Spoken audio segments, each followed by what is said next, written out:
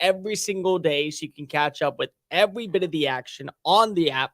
Plus, you can also go ahead and download all of the highlight clips, all of our great content, and really go ahead and continue to help this channel build. We are over 100 subscribers in less than a week, so I can kind of call that a win. I would like to see it get to 1,000 in the next 2 weeks or so, if that's possible. I got a big surprise for you. But speaking of surprises, I'm very shocked how many people fell into the trap that potentially this Buffalo Bills team was going to fall apart this year. 800-224-2004. I'm not saying that the Buffalo Bills were going to be an elite team any minute of the standard. I thought they were going to be a very good team. I thought that until further notice, they were the team to beat in the AFC East simply because of they have the been there, done that before mentality, and it works for them. And that's a huge advantage over every other team. The Jets, they're implementing a new quarterback, or the thought was they were with Aaron Rodgers.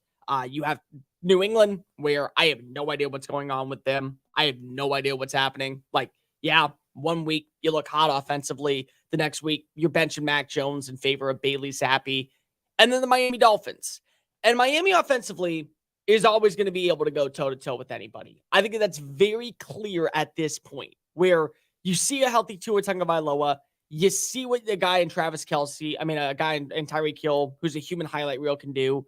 You can see what a Jalen Waddle brings to your staff and how it opens up the playbook. And now you add in a huge speed demon in Devon A-Chain. Literally just pick a runner, and that guy's going to go off that day. Like, that's what you can expect down in South Beach. But until further notice, where you actually see someone make that headline jump, this feels like that it is Buffalo's division to lose. And yesterday proved that. Yesterday absolutely proved that until someone is ready to put together a more constructive quality, both side performance, Buffalo is the team to beat right now in the AFC East. 800-224-2004. It wasn't that the offense was clicking and that you finally established a rushing attack that did not involve Josh Allen being Mr. Haymaker and Mr. One-Hit Wonder. It was the fact that every single drive, there felt to be a bit of passion, there felt to be a bit of chemistry, more continuity, and a good rapport that basically it didn't matter if we were playing Miami, it didn't matter if we were playing Kansas City, it didn't matter if we were playing the lowly Chicago Bears. We know what we are, we've identified our strengths, and we're going to utilize that to our advantage to beat you at your own game. And that's exactly what happened. Josh Allen, since game one, since the game where everyone, including yours truly, decided to say that this is enough, like the hero ball stuff, it's got to end. Since that game, has been playing on a whole new level. The dude is absolutely slinging the rock like no one's business. And yeah, does he have that one bonehead play per game? Okay, yeah. But at the same time, if you can live with it, so be it. He didn't have a bonehead play. In fact, literally every single drive just methodically looked like he was in control, in sync, and ready to show the world, oh, this kid across from me is getting the MVP talk? Nope, that's my award to lose. And so far, it might be. Over 300 passing yards, over 12.8 yards per throw, the highest passer rating of the week at 158.3, 4 touchdowns, 0 turnovers, 4 incompletions. 4 incompletions, not 4 turnovers like he had in the opener against the Jets. No, 4 incompletions. Meanwhile, the rushing attack was fine. It wasn't elite. I mean, they had like barely over 100 yards, and they averaged, I think, like less than 4 per play, but they scored 2 touchdowns. They picked up, I think it was like 13 first downs on the ground. Everyone had a role, whether it was Latavius Murray or James Cook or Damian Harris. They all knew where their strengths were, and they continuously milked down that clock to put a pressure on Tua and Mike McDaniel to have to score quickly and score often, and the other side couldn't meet it. When you have a really good defense, that gives you an advantage. Like, that really does. And I thought, so far, there have been some miscues with Vic Fangio's defense, but they're a lot better than what they were last year. They're a lot better, especially with what they have with a pretty damn good pass rush led by Jalen Phillips and Bradley Chubb. Having a guy that already fits that style of defense for Vic Fangio, huge advantage for, I think, Miami. This defense had no answers. No answers whatsoever. And then when you turn the page and you look across the field at Orchard Park in Highmark Stadium, that's a legit defense. That's a defense that can beat you a ton of ways. They can absolutely make you regret every single opportunity to where you fall apart. They capitalize on your third down miscues. They capitalize on your inability to connect with receivers, and they take away your best asset. The sad part is they lose Trey White. Trey White likely done for the year. Either it's a ruptured Achilles, a torn Achilles. That's going to be a major difference for this team moving forward. But the fact that you just watched this Tyreek Hill was doing all the pre-snap motion, he was already in sync, he was already kind of building up that speed, and he was basically a non-factor in this game. They forced you to go to Jalen Waddle. They forced you to go to Chosen Anderson. They forced you to look at a Braxton Berrios or a Durham Smythe or one of these other receivers if you're Tua, because they realized, hey, if we can take away that best asset, the guy that so far is making headlines and even a case for potentially MVP of the NFL through this point of the season, yeah, we got a chance to not only win, we have a chance to blow the doors off this team. And they did. That's exactly what happened. This is what occurs when a great defense meets a pretty stellar offense. Every time, if you have that defense and you can eliminate the big plays and you can eliminate the opportunities to where a lot of drives are in the red zone and it's looking more like that they're going to be 6 points and you hold them to 3, or you get a 3 and out, or you get them to go on forward on 4th down, that's a huge advantage to a team like Buffalo. And Buffalo has that defense. And they were playing shorthanded yesterday. Like, yes, losing a guy such as Trey White, big deal. But they also didn't have Jordan Poyer going into this game. So they were already playing with a backup in Damar Hamlin, which, by the way, just congratulations to him to be able to be on the field. And you can go ahead and just lock up the comeback player of the year. The fact that he took a down, the award's his. It's like when Alex Smith, everyone thought that his NFL career was over after that hit by J.J. Watt. And then the dude comes back. He just needs to take the field one time. Guy does that. All right, the award locked up. Done deal, no matter what. It's that kind of feel that you're like, this team, even when they have backups in, the level and the drop-off between first-teamers and second-teamers isn't that much. We can control this game. And there's going to be some questions moving forward for the secondary. But if they can stay healthy and if they can get back a guy in Jordan Poyer, not to mention if they can get back Von Miller, who's finally been cleared to practice, they're going to be in a tough out. They always are. If this offense doesn't get in its own way and Ken Dorsey calls a smart, efficient game, doesn't put too much pressure in on Josh Allen, and they realized this is where we're good, this is where we're bad, follow this type of formula, we're going to be fine. Buffalo might end up being the best team in the AFC, 800-224-2004. They already had the argument going into this year. They did. And again, it feels like every single year, this is starting to turn into the late 2010s New Orleans Saints, where we have these sky-high expectations because of who's the quarterback, who's the coach, what weaponry they have, and they always add in a player or two in the offseason to where you go, okay, I start to believe that this team can do something, and they fall apart in the playoffs.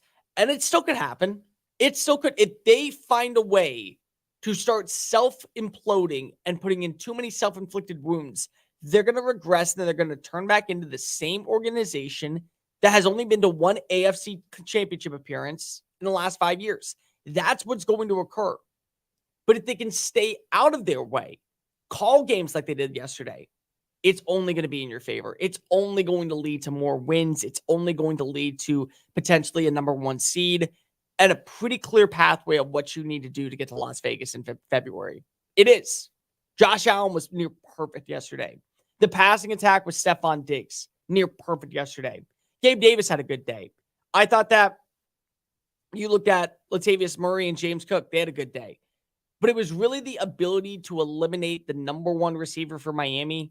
Outside of a few big runs from Devon Achane, they made the rushing attack pretty obsolete at times. And they forced a lot of third down miscues. And Mike McDaniel got aggressive. He wanted to go for it on 4th down, and they corralled Tua. Tua was sacked only 4 times. It felt like he was sacked like 12. Like, this offensive line had no match against guys like AJ Epinesa, against guys like Matt Milano, against guys like Terrell Bernard. They all were finding their way into the backfield and forcing a lot of mental mistakes for Miami. And you can do that every single week. And Buffalo's going to have a schedule that will allow them to. Next week, they take on the Jaguars. I haven't been impressed with them. The Giants right after that, nope. New England, Tampa, Cincinnati, oh boy. You have a shot to really start off this year 8-1, 9-1, and coast your way into the early stages of November and December, where you are the team to beat in the AFC hands down. In times of economic uncertainty and chaos, your money means nothing. You may not even be able to get it from your bank or ATM. And the money you do have in the stock market will go down and down. What you can bank on is gold and silver. Gold and silver have been a reliable and trusted form of currency for thousands of years. Gold and silver have never been worth zero, and typically gold holds its value during economic turmoil. Call the Gold Hotline now and learn how to protect your money and your assets with gold and silver. And learn how to set up a new IRA or roll over your current one into a gold-backed IRA. Protect your money from the next market crash with gold and silver. Call now for your free gold guide. 800-281-4224. 800-281-4224. 800-281-4224. That's 800-281-4224. First Name Sports with Greg Frank. You can feel bad for Aaron Rodgers and also laugh at Jets fans today. I'm telling you that both of those emotions are fair emotions to exist. Again, maybe a sobering reminder. Don't count your chickens before they hatch. Don't be putting your team already in the playoffs in a loaded AFC or already thinking that you could be in the AFC Championship game or even the Super Bowl when your franchise has been nothing but a mess for over a decade. First Name Sports, weekday afternoons from 1 to 4 Eastern. First Name Sports with Greg Frank. And here's the other thing. You have Mookie Betts and Freddie Freeman in L.A., Bryce Harper in Philly.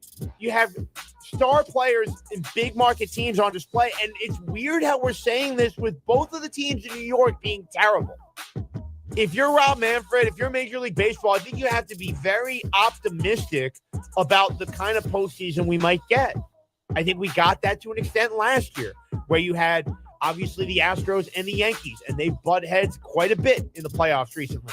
You had plenty of star power with the Phillies and the Padres in that National League Championship Series, and so it all came together really well where you had a bunch of stars on display in the baseball playoffs. And gosh, the way Mookie Betts and Freddie Freeman are hitting the baseball right now, and the way Bryce Harper has had a power surge lately for the Phillies, you have all these guys that are still saying, I'm still him. First Name Sports, weekday afternoons from 1 to 4 Eastern. This is Ernie Johnson Jr. Sports is about overcoming obstacles, and college coaches work hard to help young men overcome Duchenne muscular dystrophy. It's called Coach to Cure MD, and you can help. Text the word CURE to 501-501 to donate $25 on your next mobile phone bill, or go online to coachtocuremd.org.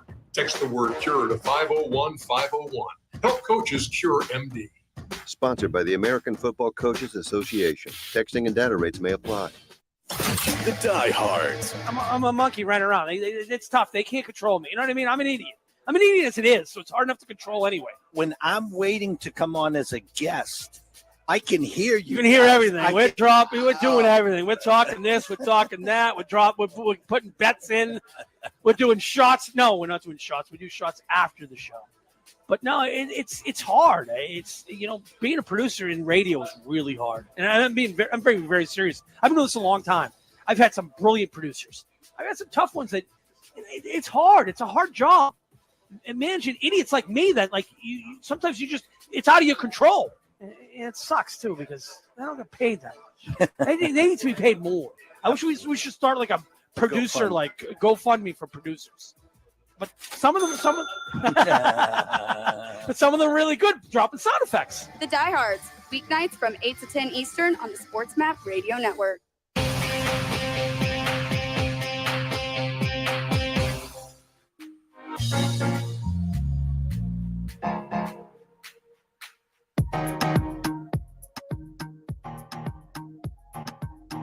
This is Just Saying It on the Sports Map Radio Network.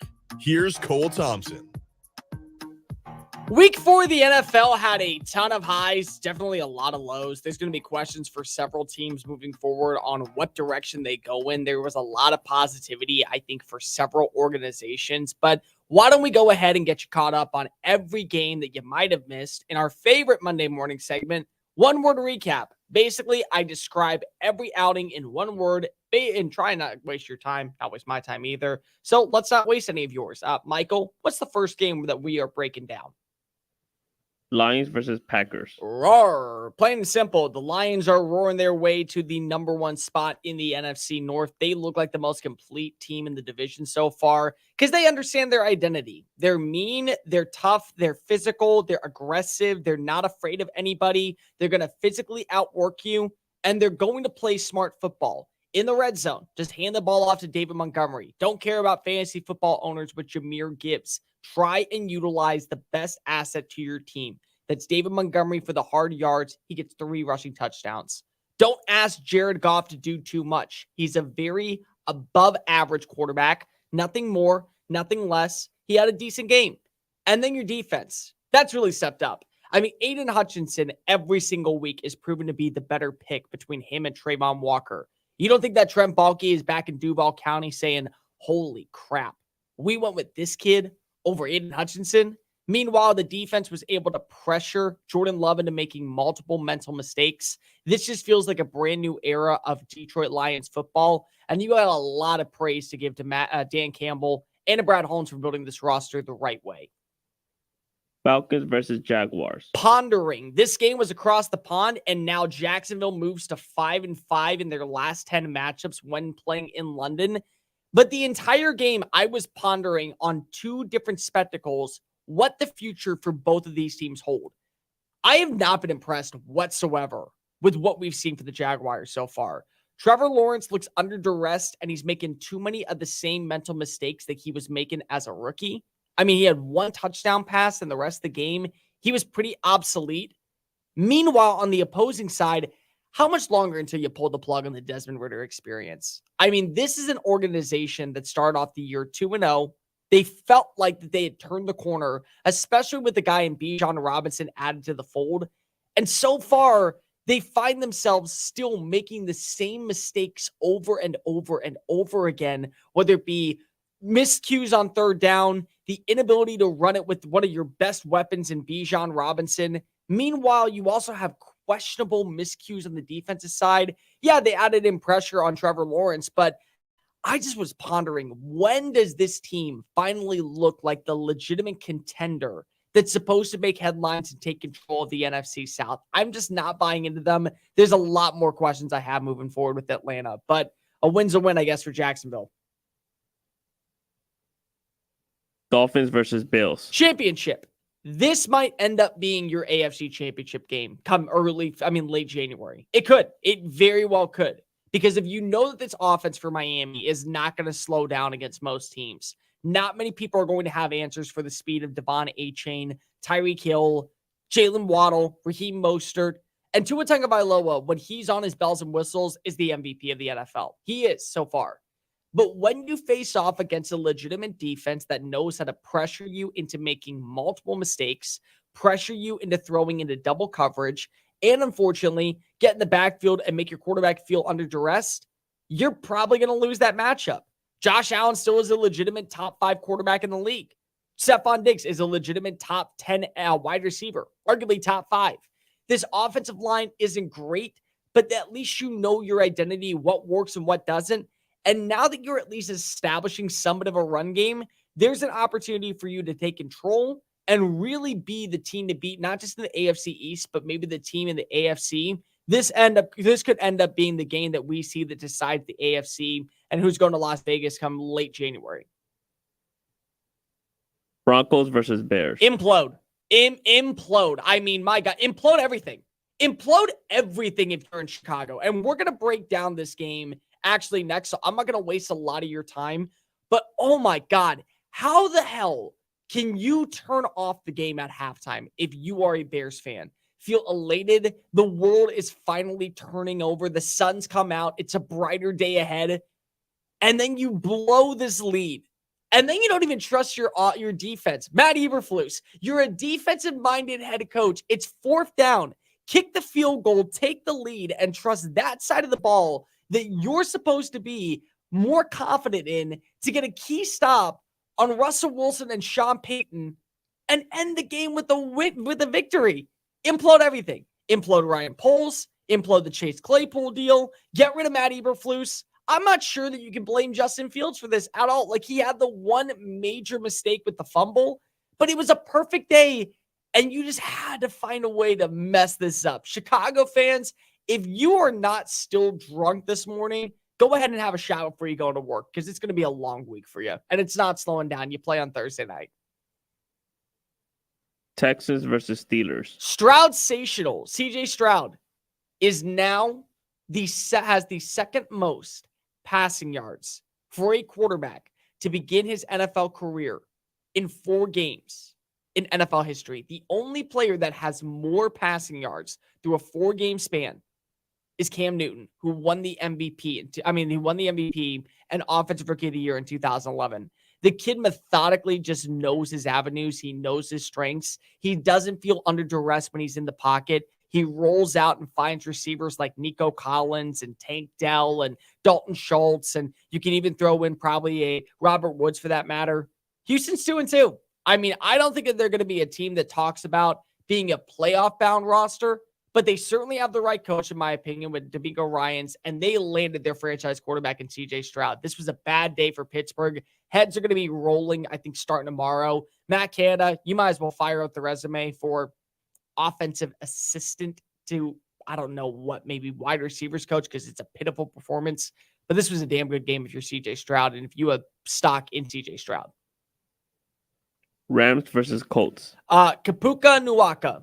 It means no worries for the rest of your days. I mean, Hakuna Matata, plain simple, because this was a game that you once again see the kid from BYU make headlines. 9 catches, 162 yards, 1 touchdown to close out the game. Big win. Big win for LA. They now improved to 2-2 on the year. Matthew Stafford looked pretty decent, 319 passing yards. And they're going to get back a healthy Cooper Kupp starting next week. Don't sleep on the Rams of maybe making headlines as a sleeper to be in the NFC playoffs. Browns versus Ravens. 230. That's the number of what you paid in guaranteed money for Deshaun Watson, and you're going to need him to start playing like it, because Dorian Thompson-Robinson, he may have been good in the preseason, but that's why I don't buy much stock into the preseason. 3 interceptions on the day. The rushing attack was obsolete. They couldn't get anything on the ground with Jerome Ford, with Pierre Strong, with Kareem Hunt. And I'm not saying that Lamar Jackson balled out. He had like 198 passing yards and 2 TDs. But when you have that standing on your opposing side, you're walking away with a big L. I don't care that Baltimore was injured. Once I heard that DTR was starting, the game was already over. Bucks versus Saints. Right. I told all of you that the game that was going to be the one that was an upset was Tampa Bay marching into New Orleans and beating up on Jameis Winston. Well, Jameis Winston didn't play. Derek Carr tried to do too much. He forced his way back into the starting lineup, and it ended up costing this team. They had no offensive identity. They weren't able to get the ball out on 3rd down. They couldn't run it whatsoever. Alvin Kamara finished with 51 yards. The next leading rusher was Taysom Hill at 4 yards. And Baker Mayfield looked pretty decent. I'm not saying that he's the future of this organization, but they're 3-1. He threw for over 248 yards and found the end zone 3 times. I was right. I told you this was going to be an upset. They walk away victorious down in the Bayou. Bengals versus Titans. Open. There was a lot of openness in this game, whether it was Derrick Henry finding open running lanes to rush for a season high 122 yards. There were receivers finding ways to get into the end zone because they were open. Ryan Tannehill had open time to push the ball downfield and find his way into the end zone. And then you hear Jamar Chase afterwards say, I'm open. I'm bleeping open all the time. And now you are 1-3 if you're Cincinnati. It is not a good start for Houday Nation to start off 2023. Eagles versus Commanders. Forbes. Forbes is what you call the most rich, analytical, hogwash, snob-nosed magazine in the country. And Emmanuel Forbes is the starting outside number 1 boundary cornerback for the Washington Commanders. And he watched as the guy who is one of the highest paid wide receivers in the NFL, A.J. Brown, basically eat his lunch all day, cook his ass to being a difference maker to win in overtime, and they now are still 4-0. Raiders versus Chargers. I will go with stale risky. Brandon Staley had 2 risky plays. One worked, one didn't. 4th and 1, they find a way to not get the tush push. And then with an injured Justin Herbert, they throw the ball deep downfield for a Josh Palmer play. That ended up being the difference maker. That ended up holding out to be the win. I don't like it, Brandon Staley, but you risked it to get the biscuit. Nobody wants to get ripped off, broken into, or robbed, but nobody wants to pay a lot of money to have their home protected either. I've got an offer to tell you about to provide home security for your home for less than $1 a day. For real, with no installation or equipment charges. And this is from a company rated #1 by a leading consumer research company. According to the facts, most of you won't even call unless there's a burglary in your neighborhood or something bad happens. So let's give you a reason. Save money. For less than $1 a day with no other costs, you can get your home secured. Plus, get a lifetime equipment replacement warranty. You need protection for your home. Call the Home Security Hotline right now. 800-402-7117. 800-402-7117. 800-402-7117. Call right now. That's 800-402-7117. The diehards. What's the deal with the beware of moose signs every 5 miles? I didn't see a moose. The moose moved out long ago. They're like, this place is freezing cold. I don't like it. There's no moose in Maine. It's a hyperbole. It's an exaggeration. There's no moose. When I saw those bumper stickers, I thought it was a joke. Like, beware of moose. Like, imagine that. Imagine if you saw an animal living outside in this Arctic tundra. I thought it should be like, beware of penguins. The Diehards, weeknights from 8 to 10 Eastern on the Sports Map Radio Network. Just saying it with Cole Thompson. Sean Watson is washed.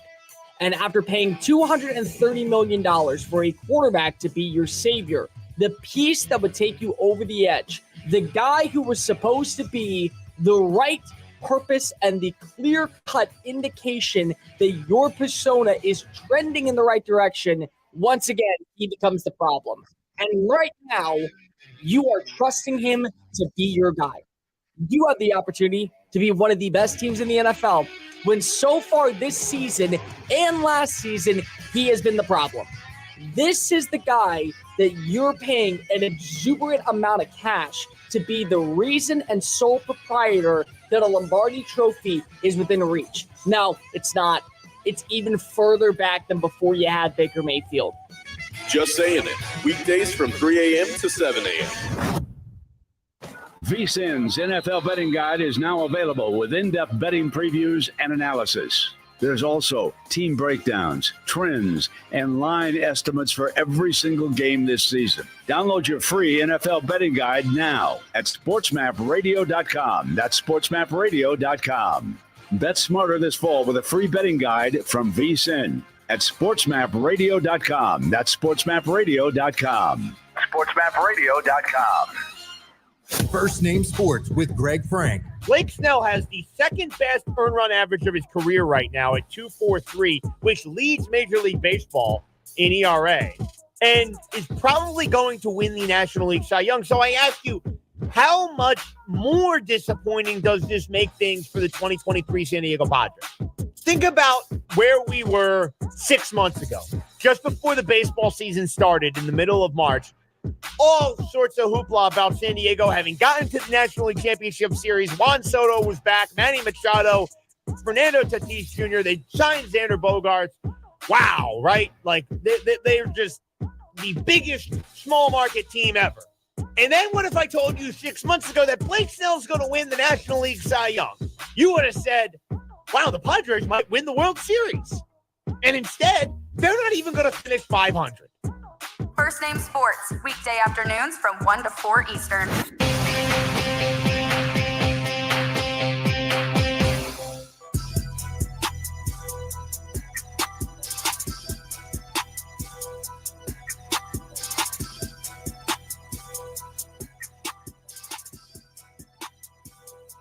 You're listening to Just Saying It on the Sports Map Radio Network.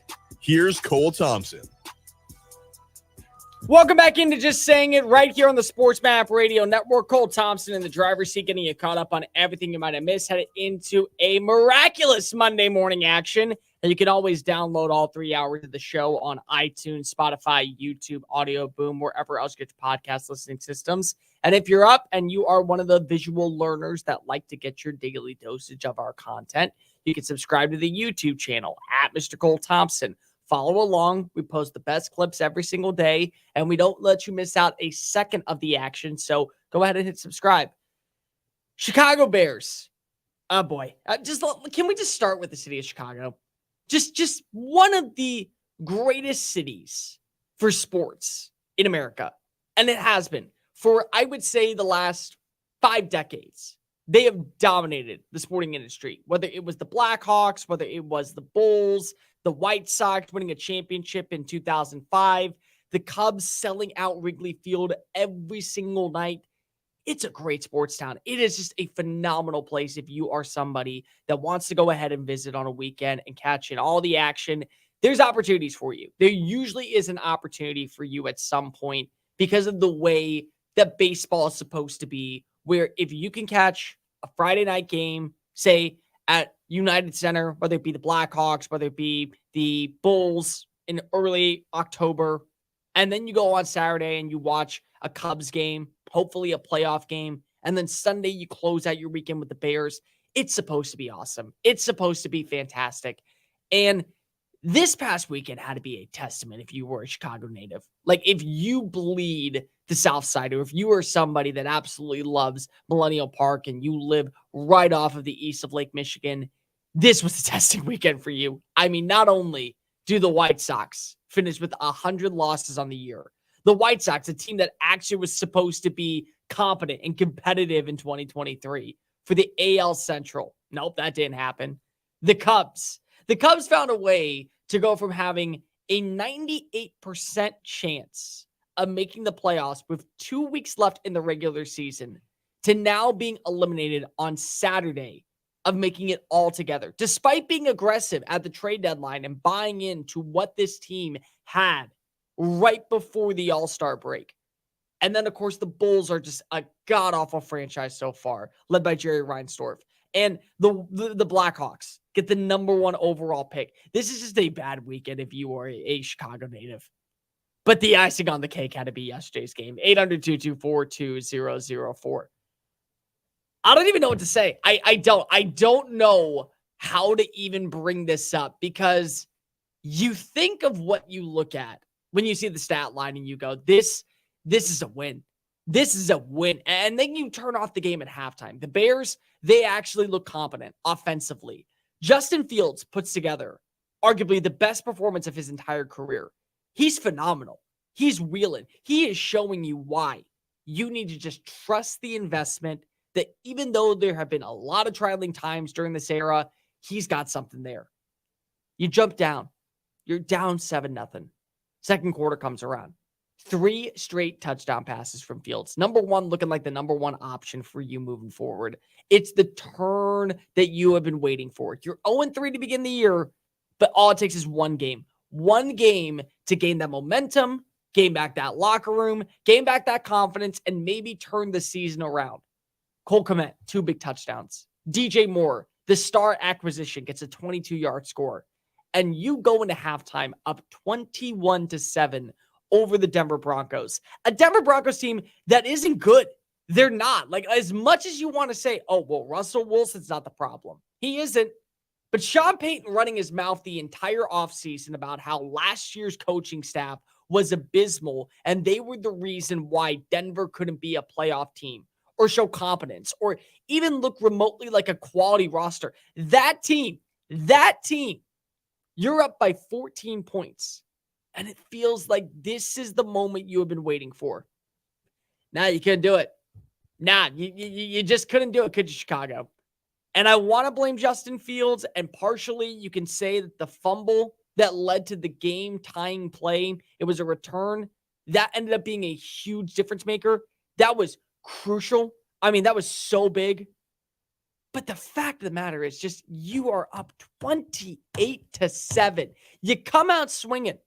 4 minutes and 11 seconds left in the third quarter. Khalil Herbert walks in, 2-yard touchdown pass from Fields. Great game. You find a way to blow it. You find a way just to blow it. This was testing. This was just absolutely testing. The life got sucked out of you. I watched as Bear fans basically found a way to complain about something new. I did. And then the worst part about all this is it was just incompetence from coaching. It was incompetence. And it was not trusting your quarterback, not trusting your defense, and not putting your offense in a situation to where you could take advantages of the weak points of Denver's defense to go ahead and close this thing out. Just to close it out. You're not asking them to put on a haymaker performance. You're just saying, don't find a way to mess this up. Don't find a way to be the same old Bears of old. Find a way to start a new chapter. Turn the page. Follow the page out of Taylor Swift's book. Blank space. It's a blank space here. Instead, why you gotta be so mean? Why you gotta be so mean to your franchise fans? Why? Matt Eberflus, dude, I'm going to tell you right now, you better start firing up that resume. You have to. There's no reason this guy needs to be the head coach anymore. Because it is one thing to go ahead and have the miscues in the fourth quarter, to completely, just basically take a giant dump on yourself with the mental mistakes, the miscues, the inefficient offensive execution, and the play calling from Luke Getsy. That's one thing. But Matt Eberflus is a defensive-minded coach. Matt Eberflus actually put together pretty solid seasons when he was calling plays on the defense for the Indianapolis Colts underneath Frank Reich. He was doing something pretty decent there. You got to give credit where credit's due. And it's fourth down. It's fourth down. You're deep in the red zone. Kick a field goal. That's all you got to do. Kick a field goal. Trust your defense. A defense I might also add in, you've invested 2 early draft picks in Kyler Gordon, in Jaquan Brisker, not to mention a third one with Tyreek Stevenson. Oh, and then Gervon Dexter, another guy. You invested draft capital, and then you went out and you spent money this offseason, getting a Tremaine Edmonds, getting a Yannick Ngakoue, finding a way to add in TJ Edwards. Ask them to make a stop. Ask them to get one stop, get the ball back to Justin Fields, and just close this out. Milk the clock as much as possible. What do? Now we're going to go for it on 4th and 1. Khalil Herbert's not going to get that 1 yard. He's going to get tackled for no gain at Denver's 18, and Denver finds a way with less than 2 minutes on the clock to march down the field, kick a field goal. Will Lutz, 51 yards. And now you're telling Justin Fields, go ahead and win us this game. Complete and total incompetence from this franchise. It wasn't even you were trying to find a way to win this game. It was you were trying to find a way not to lose. That was the way that I took this out. You got outclassed in the second half. You got outgained in the second half. There were no adjustments made by Matt Eberflus, who supposedly is supposed to be the adjustment extraordinaire. And you lose, and you're 0-4. It's over. It's absolutely over. And for Bears fans everywhere, just stay drunk. Like literally wake up this morning before you walk out of your house and drive to work. Do it safely. Take a couple shots because it's going to be a long season and it's a short week ahead. You got Washington waiting for you on Thursday night, and there is no life in that locker room. Here's the part where I literally cannot believe that Matt Eberflus is going to have a job on Monday morning. This is where I'm like, nope. All hope is lost. They asked him post-game about what's going on with Chase Claypool. Claypool was a healthy scratch in this game. His time's done. He's done in Chicago. We all can agree with this one. Horrendous trade by Ryan Poles to give up a second-round pick for a player that Pittsburgh didn't want anymore, a player that Pittsburgh knew had already burnt every single bridge. He was basically Antonio Brown 2.0 damaged goods. And he asked him, was he a healthy scratch? Did you tell him not to stay home? I don't understand the question. I don't understand. What do you mean you don't understand the question? It's a yes or no situation. Is he a healthy scratch? Did you tell him to stay home? Well, he's at home. Well, you should be at home, Matt Eberflus, because of in an instant, you blow a 21-point lead, get this game tied, take the ball out and trust your defense to get one stop with the 3-point lead. And you have this happen. You wasted one of the greatest moments of Justin Fields' life because of you had no faith in your defense of getting one stop, getting one third down execution, and getting the ball back to take a knee and begin a new chapter at 1-3 versus 0-4. Congratulations. If you are a Chicago native, just go ahead and enjoy getting drunk. Non-attorney paid spokesperson. Could your house go into foreclosure? Are you behind on your mortgage payments? Does it seem like the bank has no interest in helping you save your home and you feel like you have nowhere to turn for help? Then we have good news for you. Foreclosure Protection Services can help save your home as they specialize in foreclosure assistance. That's all they do. If you're behind on your mortgage payments, being threatened with foreclosure, have been denied a loan modification, or been the victim of a predatory loan, it's critical that you call Foreclosure Protection Services now at 800-500-2021. Their network of attorneys and their agents are available to speak to you now. If you're behind on your mortgage payments, Foreclosure Protection Services can help stop the foreclosure process. Call today before it's too late. New laws are in effect that may save your home. Call Foreclosure Protection Services now at 800-500-2021. 800-500-2021. That's 800-500-2021. Wake up call! USA Today coaches preseason poll was released yesterday. Georgia's number 1, Michigan, Alabama, Ohio State, and LSU round out the top 5. Now, this is my yearly explanation as to why this matters for those of you who are new. This is all marketing. It is to get little numbers next to other little numbers so they'll sell you early games. Wake up call with Tony Z and Ron Culver. Weekdays from 9 a.m. to 1 p.m. Eastern. Did you know you can go to a trade school college that has you learning as an apprentice in a real radio station, culinary kitchen, film studio, or in a recording studio? Stay out of debt and out of a boring college classroom and learn on the job in the real world.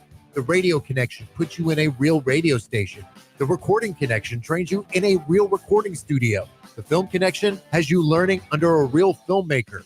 And CASA has you learning one-on-one in a real restaurant. It's your life. Amplify it now and learn as an apprentice in a unique way to get a career as a broadcaster, podcaster, chef, music producer, or filmmaker.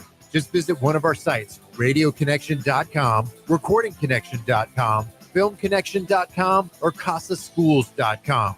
Or call 1-865-413-5724. That's 1-865-413-5724. First Name Sports with Greg Frank. Let's remember that Carolina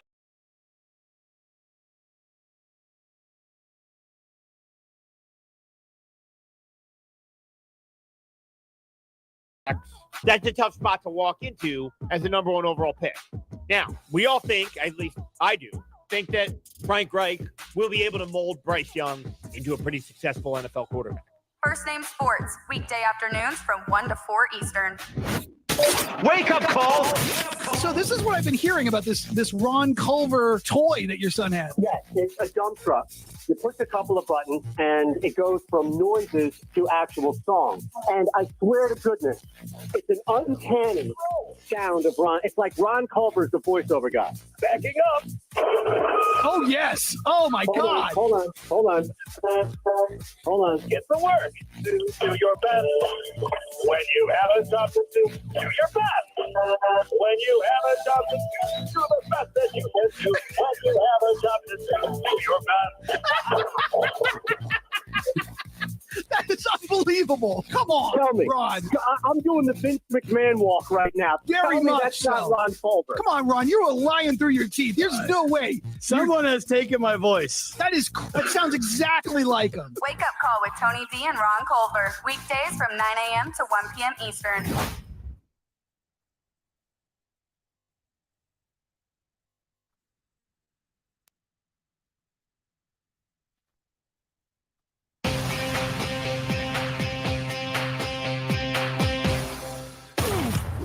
Welcome to Just Saying It on the SportsMap Radio Network. You know what I'm saying? I think you do. Here's Cole Thompson.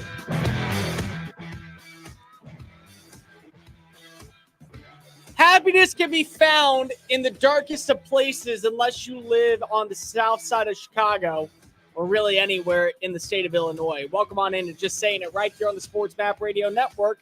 Cole Thompson back in the driver's seat, unlike Matt Eberflus, who should be out of a job after yesterday's chokehold that was the Chicago Bears performance. 800-224-2004. You can download the Just Saying It podcast version of the show on iTunes, Spotify, YouTube, Audio Boom, really wherever else you get your podcast listening systems. You can call into the show and at 800-224-2004.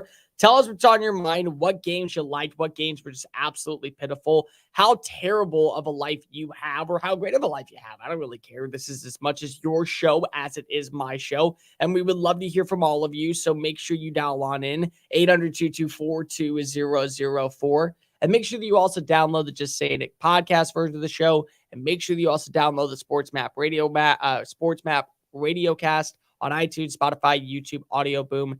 Download the app so you don't miss a second of all of our great local programming. The wonderful, delightful Michael Hernandez on the other side of the glass producing. Fun hour playing ahead. So much happened in college football this weekend. You think the NFL had a good week?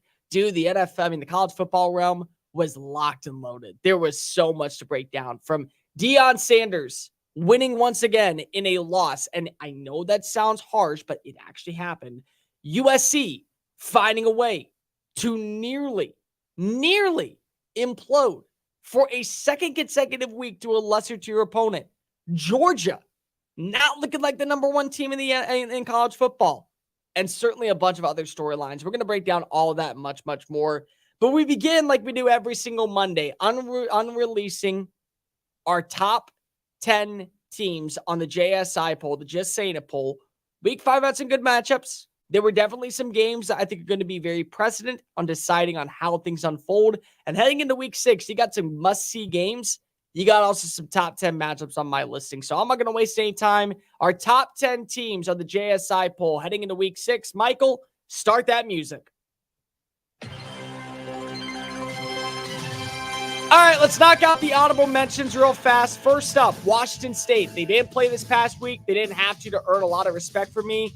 Cameron Ward is looking like a Heisman contender. This passing attack is potent as all hell. They actually can run the football pretty well.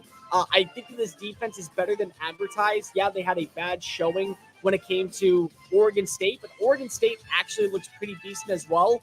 Not good enough to be in my top 10, but definitely a team I'm going to keep monitoring. Speaking of which, the Beavers, Oregon State, I told you, hammer the under. Hammer the under. DJ Ungale had a very strong showcase. The rushing attack, led by Damian Martinez, was alive and well. And this defense forced Nate Johnson, Bryson Barnes, and Utah to suffer at wits' ends on Friday night. They end up getting the massive win, a top 10 victory for Oregon State. They now are looking like they are locked and loaded and back right in the hunt for a Pac-12 title. Next up, Notre Dame. Notre Dame is a good team. I don't know what happened against Duke. I think that they're able to kind of establish that culture. They have the quarterback in Sam Hartman, but there were a lot of miscues in this matchup, a lot of moments to where you're kind of dwindling your head. And thank God Audric Estime had the third element, and he basically went Super Saiyan on that final drive. They end up securing a victory and survive a scare in Durham. They keep their college football playoff hopes alive and well for another week. Next up, Alabama. Alabama's Alabama. I can't count them out. You just can't do it. Nick Saban is the GOAT at being able to respond in games that are must-see. Mississippi State, not a good team. Not a great day passing from Jalen Milroe, but from a rushing standpoint, yeah, he was really damn good. I mean, he rushed for, I think it was like 89 yards, 2 touchdowns, big breakaway, 53-yard run. It's enough for me to say that as this moment, Alabama is going to be able to find their way still in the hunt to potentially win the SEC West. And last but not least, Ole Miss. Ole Miss offensively, they're going to be one of the most dangerous teams in college football moving forward, whether it be Jackson Dart slinging the rock, Quinshon Junkins, Trey Harris, Sakari Franklin, Caden Priesthorn. Offensive line looked pretty decent. Defensively, they're going to have to win shootout fashion. I mean, they just do not have the talent. This was a back-and-forth game with LSU. It's a win. It's a win in Oxford. Yeah, you improved now to 4-1 on the year. But, man, this defense has got to get better. If they find a way to find a overall avenue They're going to lose, and they're going to be like 9-3 on the year. Number 10, USC. I'm literally putting them here to shut you up. Offensively, they're great. They have the Heisman Trophy frontrunner in Caleb Williams. They have weapons on weapons on weapons on weapons. But here we go once again, seeing this team find a way to fall apart and not be able to sustain any bit of early success. They basically let Colorado make this interesting. And Colorado has a lot to play for, and I'm not taking anything away from the Buffaloes. Deion Sanders is building something promising up there.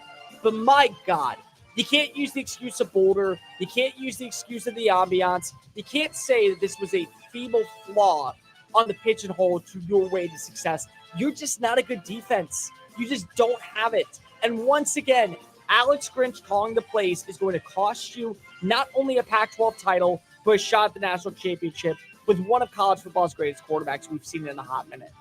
Number 9, Oklahoma. This is the most slept-on contender in college football this year. They are. It's not that they methodically are able to beat you offensively. Like Dylan Gabriel still is putting up great numbers. They have a good rushing attack. They rank number 3 in scoring, number 7 in passing, and number 9 in total yards among college football teams. Jeff Lebby's been calling great execution. It's the defense. Like this defense underneath Brett Venables in year 2 has drastically turned the corner. They're number 4 in scoring. They're top 30 in total yards allowed. They're number 12 on third down conversions. They're holding opponents to a success rate of under 29%. And they lead college football in interceptions. This is a very good Oklahoma team. They have found a way to turn the corner. Red River is going to be rocking and rolling in Dallas on Saturday. Number 8, Penn State. Defensively, they're great. Defensively, they're one of the best teams in college football. They rank number 3 in scoring. They rank top 10 in pass defense. They rank top 10 in total yards allowed. There's a reason for optimism. But this offense is hit and miss. It's hot and cold. It's like a Katy Perry song. One is a hit, one's a flop. Drew Aller, not a good day against Northwestern. The run game, basically obsolete until the fourth quarter. Yeah, they find a way to get the 41-13 victory. But, I mean, Nick Singleton didn't go for over 100 yards. Katron Allen didn't find the end zone. They were good, but there are a lot of questions. They played down to the level of Northwestern up until the final 15 minutes. They're not going to be able to do that against a lot of other teams. Number 7, I have to do it. I have to do it. It's Georgia. Georgia for me this week is number 7. It's the same thing every single game.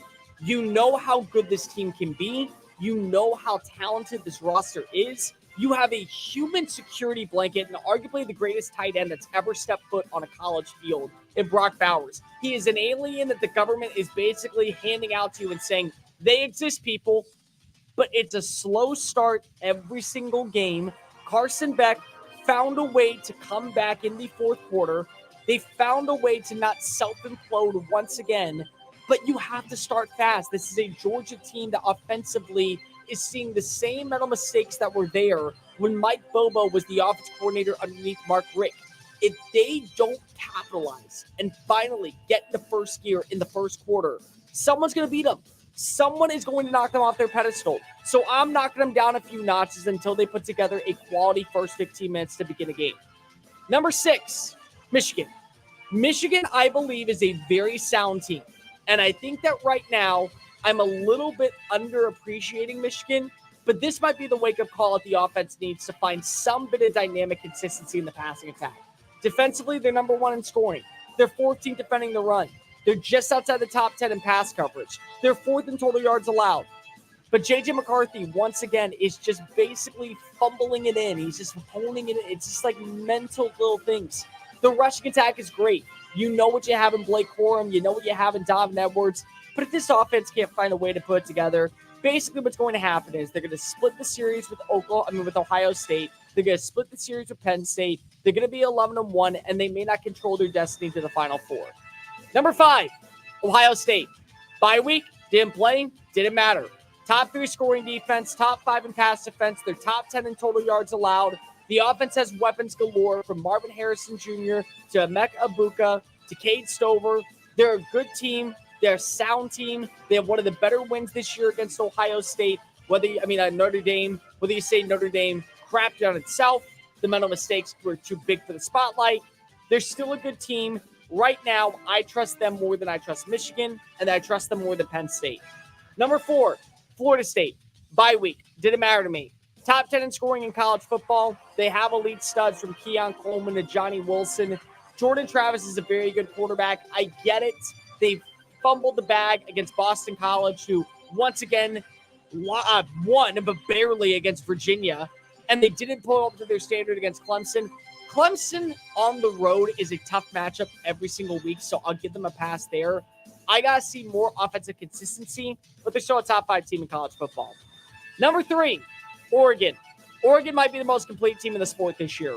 They're number 2 in scoring. They're number 6 in rushing. They're number 11 in passing. They're number 2 in total yards. Their defense is very stout underneath Dan Lanning. They basically took the SEC mold and put it out in Eugene. Top 10 in scoring, total yards, and pass defense. They had over 500 yards against Stanford. They're a legitimate threat to not only win the Pac-12, but win the national championship. Number 2, Texas. Finally, you're playing up to your standard and not down to opposing teams. They totaled 661 yards of offense after a sluggish first half. They have weapons, they have dudes, they have studs, and they are going to be finally tested and put to the pedal to the metal against Oklahoma this weekend in Dallas at the Cotton Bowl.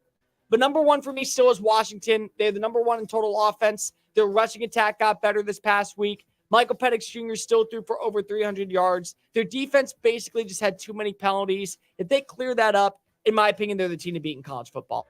In times of economic uncertainty and chaos, your money means nothing. You may not even be able to get it from your bank or ATM. And the money you do have in the stock market will go down and down.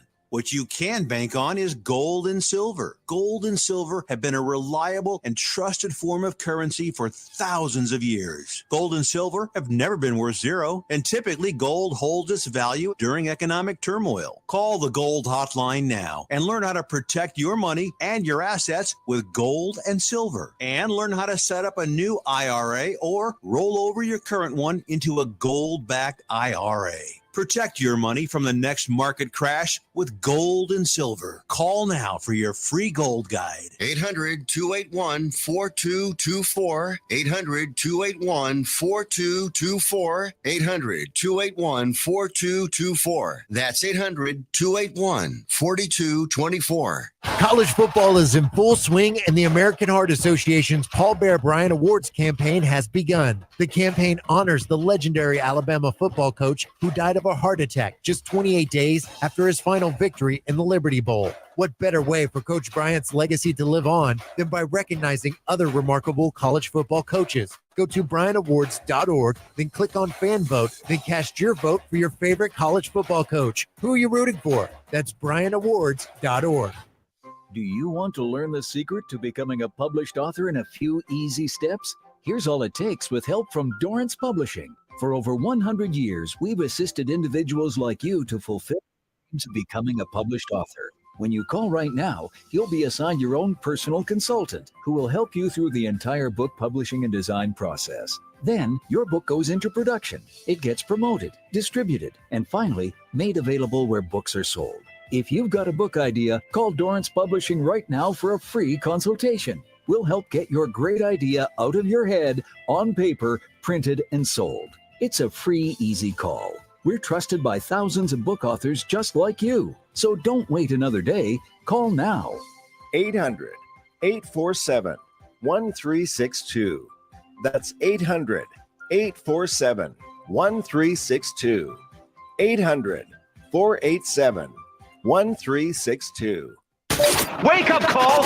John Rahm. He wishes that there would be porta potties at each of the holes. Why aren't there? Let's just have a frank conversation about this. When you really have to go to the bathroom and there's no bathroom and the body goes, we're going without you.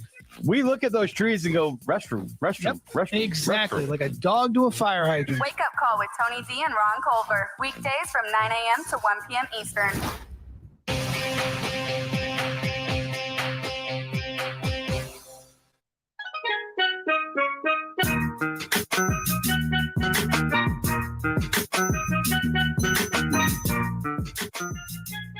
You're listening to Just Saying It on the SportsMap Radio Network. Here's Cole Thompson. Was it a good game by Colorado, or was it just self-implosion by USC? Let's go ahead and talk about it. 800-224-2004. We always start with the winners on this show, so congratulations are in order to USC. They improved to 5-0 on the year. They have a good shot of still controlling their destiny of making it to the college football playoff, finding a way to win in the likes of the Pac-12. They're a very good team, very stout offensively. They absolutely have the quarterback that people are going to remember for years on end. They are. They absolutely are. Because Caleb Williams is an alien. The dude is just not from this planet, and he doesn't play football to anyone's other standard. There's no one to compare him to. Oh, he's Patrick Mahomes 2.0. Nope. That's such an unjustly unfair conversation to have.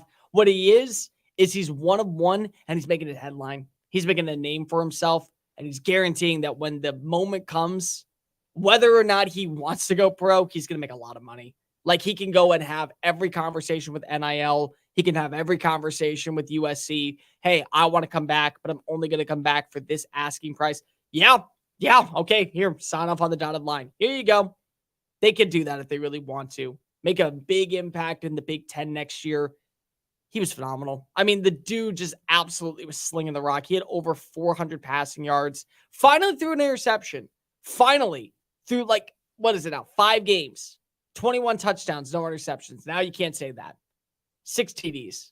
6 TDs on the day. Not to mention also, he was completing 75% of his throws. Mechanically sound, surgical type of performance from him. The run game, really good performance. Really strong.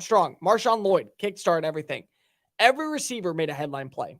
Every single one. Taj Washington, he had almost 130 receiving yards on the day. Brendan Rice, he had 2 touchdowns. Mario Williams found his way into the end zone. Kryshawn Hudson had 40 yards. Michael Jackson, Dorian Singer had only 2 catches for 24 yards. He had a touchdown. Offensively, they're sound. And the line actually isn't that bad. Like, I had some questions going into this year that there was maybe going to be a step back with the offensive line play, especially with what they lost. But they are doing a great job protecting Caleb Williams. They really are. This is an offense that's going to click on all cylinders, and they can beat anybody. They absolutely can go toe-to-toe and probably dismantle any team in college football. And then comes the defensive side of the football. And there's always the 2 parts to every story. There's always 2 angles. Here's the problem. The same thing that you saw last year, the same miscues, the mental mistakes, the inability to get stops on 3rd down, the infrastructure that is miscommunication led by Alex Grinch, it's all there. It's all still there. And this is what's going to keep back USC from winning a national title in 2023. This is going to keep them out of the Pac-12 title race, in my opinion. This is going to be what eventually puts the nail in the coffin on Lincoln Riley can't get the big win. In the Big 12, it's fine. Oh, in the Big 12, you got to beat Texas. You have to beat Texas, and it's smooth sailing all the way to Arlington. And he did it almost every single year. 4 straight conference titles. Guy was electric. Guy had it. It was just there for him. Now you're not doing that in the Pac-12. The Pac-12 has offenses that can put up the exact same amount of points as you. Washington State with Cam Ward, you don't think that dude can sling the rock 50 yards down the field for an easy 6? Michael Penix Jr. did have a touchdown, still had over 350 passing yards against a very sound Arizona team. Bo Nix is probably the least talked about Heisman contender in all of this conversation. And it's sad because he should be really highlighted, especially with what he's done this year.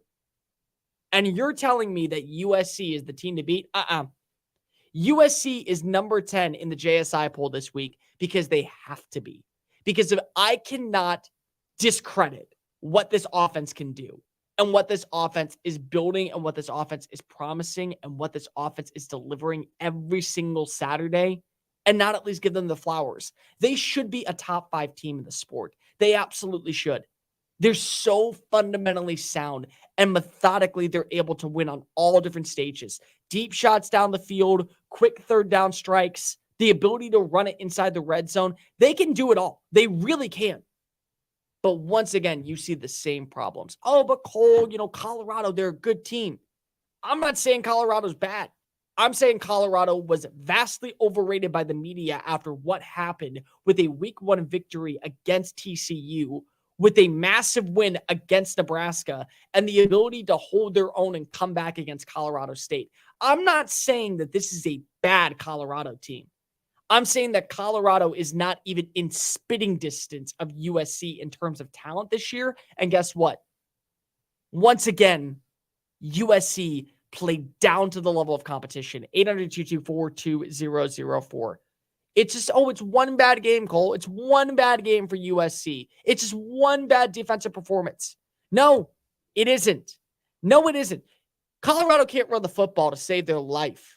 Colorado cannot move the ball on the ground because they don't have the dudes up front to hold a block long enough for Dylan Edwards, for Anthony Hankerson, for Shadur Sanders to break free for massive gains down the field. They can't run the football. They haven't been able to do it against TCU, against Nebraska, anybody. They rushed for 193 yards and they found them in the end zone twice. Shadur Sanders came alive. He chose violence in the second half. 4 TDs, 371 yards. It was pitiful defensive outings. Oh, but again, Colorado, great team, great offensive execution. Tremendous play calling by Sean Lewis, who found a way in the fourth quarter to mess it up. I mean, it was a bad showing. Arizona State's offense is one of the worst in college football. You only won by 14. Why? Because your defense gave up over 353 yards to Drew Pine and a running back whose last name I can't even pronounce. I can't. Stebeka, 111 rushing yards. They can't run the football. You did it again. How about San Jose State to start off the year? But San Jose State, they're a really good team. They're supposed to be one of the favorites in the Mountain West. They're 1-4. They are 1-4 with losses to Oregon State and to USC. Do you know how many yards that defense allowed? Over 390. Every single game with Alex Grinch leading the charge. Guess what? It's the same formula, and it may work in the Big 12. It may work against Kansas State and Kansas and West Virginia and every other happy-go-lucky song and dance team that you see. It may work there. It doesn't work when every high-tempo, potent offense can hang 50 on you and make it look like an easy day at the office. It doesn't work. And you are wasting an opportunity with what you have at quarterback. Oh, by the way, it gets tougher. It gets a lot tougher. You think that this is the hard part of the schedule? This was supposed to be the warm-up. This was supposed to be the easy coast toward a 6-0 start. And then came the back half of the schedule, where you knew that these were going to be the games that truly dictated who plays in Las Vegas on early December afternoon. Notre Dame's ahead. Notre Dame offensively, you might be able to corral them a little bit. But defensively, nah, this defense can play. This defense can absolutely play. Utah, one of the best defenses in college football this year. Not Pac-12 defenses, overall defenses. Was it a bad showing at times against Oregon State? Yeah, it was. Was also the fact that they didn't have their offense really clicking. They ranked like 113th, play a factor in a loss? Yeah, it did. This defense is going to put you out.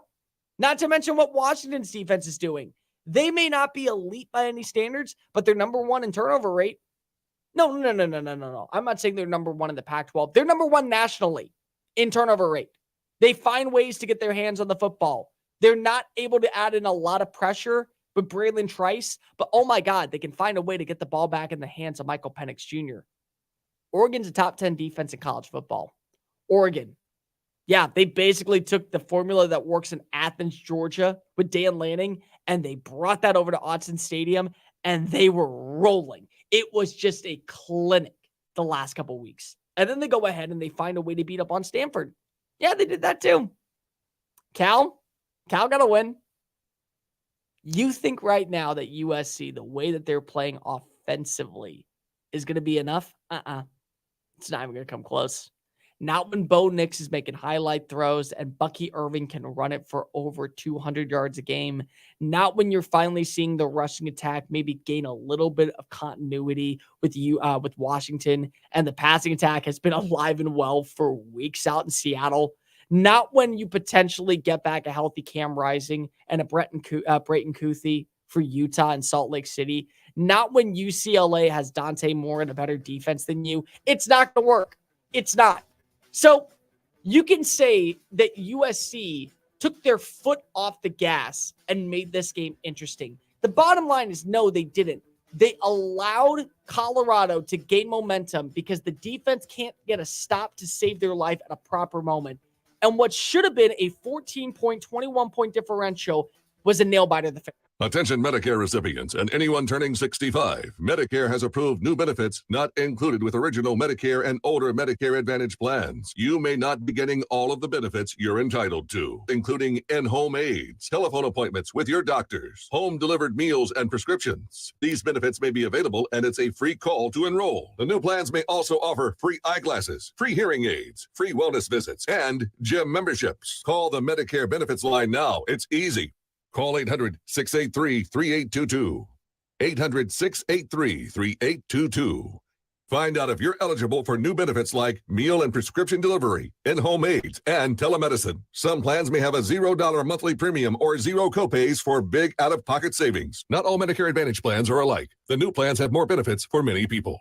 Call 800-683-3822. 800-683-3822. 800-683-3822. VSiN's college football betting guide is now available. VSiN experts pick season win totals for every FBS team. There's also team breakdowns, trends, and line estimates for every single game this season. The full guide is only available for VSiN Pro subscribers, but you can download a free special edition of the guide right now at sportsmapradio.com. That's sportsmapradio.com. sportsmapradio.com. First Name Sports with Greg Frank. The American League West takes another twist last night with this loss by the Astros and also a loss by the Rangers. And someone won a game in this division as the Seattle Mariners win 5-0 over the Oakland A's last night. This division, every night, we've called it we've deemed it the hot potato division because nobody wants it. But at least the Mariners lost to the Dodgers over the weekend, for crying out loud. The two Texas teams right now, the Rangers just got swept by the Guardians, lost last night to Boston, who's cooked. The Astros are losing to the worst teams in baseball, then they blow a game last night against Baltimore. I mean, there's this seesaw that never seems to end with them. This is a never-ending twist your brain into a pretzel division. Now I'm getting hungry. First Name Sports, weekday afternoons from 1 to 4 Eastern. The diehards. And then all of a sudden, a sweeper pitch comes in. She goes, "What's a sweeper?" And I looked at her and I went, "I don't know. Hey Siri, what's a sweeper pitch?" What is going on? Like I felt like I was lost, and I'm like, I cover sports. I know this. And again, I'm a knucklehead fan on the radio, but I'm like, what is this? And then I'm seeing slurve, and I'm like going, what? Like, am I gone? The Diehards, weeknights from 8 to 10 Eastern on the Sports Map Radio Network. Just saying it with Cole Thompson. Is it possible that Bill Belichick truly is on the hot seat this year? And it's not that I think that right now we can say absolutely no questions asked. He loses, he struggles, the team ends up faltering and falling apart. They're immediately going to fire him. But here's the thing that I will say. I want you to go ahead and say your coach was fired on the spot right here and right now, and you had an opportunity to bring in a head coach. Would you pick Bill Belichick? I would guess about 95% of people would say, I do not want Bill Belichick.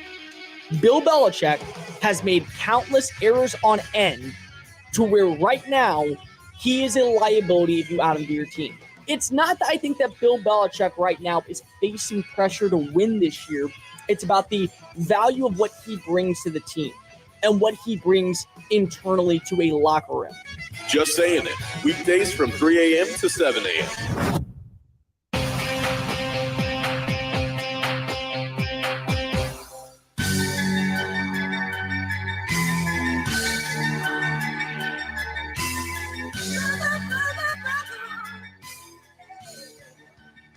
This is Just Saying It on the SportsMap Radio Network. Here's Cole Thompson. College football had some winners, they had some losers, they had some highs, and they had some stinkers. Let's hand out the hardware to some of the biggest games and biggest matchups. It's a favorite segment here on Just Saying It for the Monday morning edition. Thompson's top talent. Let's go ahead and give praise and honoration to those who actually did their job and handled business this past week. Michael, what we got today? QB of the week. That belongs to, without question, Caleb Williams. Guys, the man is a human highlight reel. He is going to be hopefully a stud in the NFL, but even if he isn't, just his legacy in college football is already secure. Not only did he throw for over 400 yards in this game, the dude had 6 touchdowns, 6 TDs, and he threw it to every single different receiver that you could possibly think of, whether it was Brendan Rice, whether it was Dorian Singer, Taj Washington found the end zone. This was an elite performance. Finally had an interception through 5 games, 1,600 passing yards, 21 touchdowns, 1 interception. His first pick of the year came in this game. Who cares? When you have 6 TDs, you're easily the QB of the week. And somehow, some way, Alex Grinch is going to cost him a shot at the national championship. Go ahead and get your money however you see fit, my friend. Running back of the week. Kentucky's sweet baby Ray Davis. They need to get an NIL deal with this kid. They absolutely have to go ahead and cash in before it's too late. In the history of Florida Gators football, only 4 running backs have rushed for over 200 yards in a single outing, and it took every single one at least 21 carries or more. Ray Davis needed 11.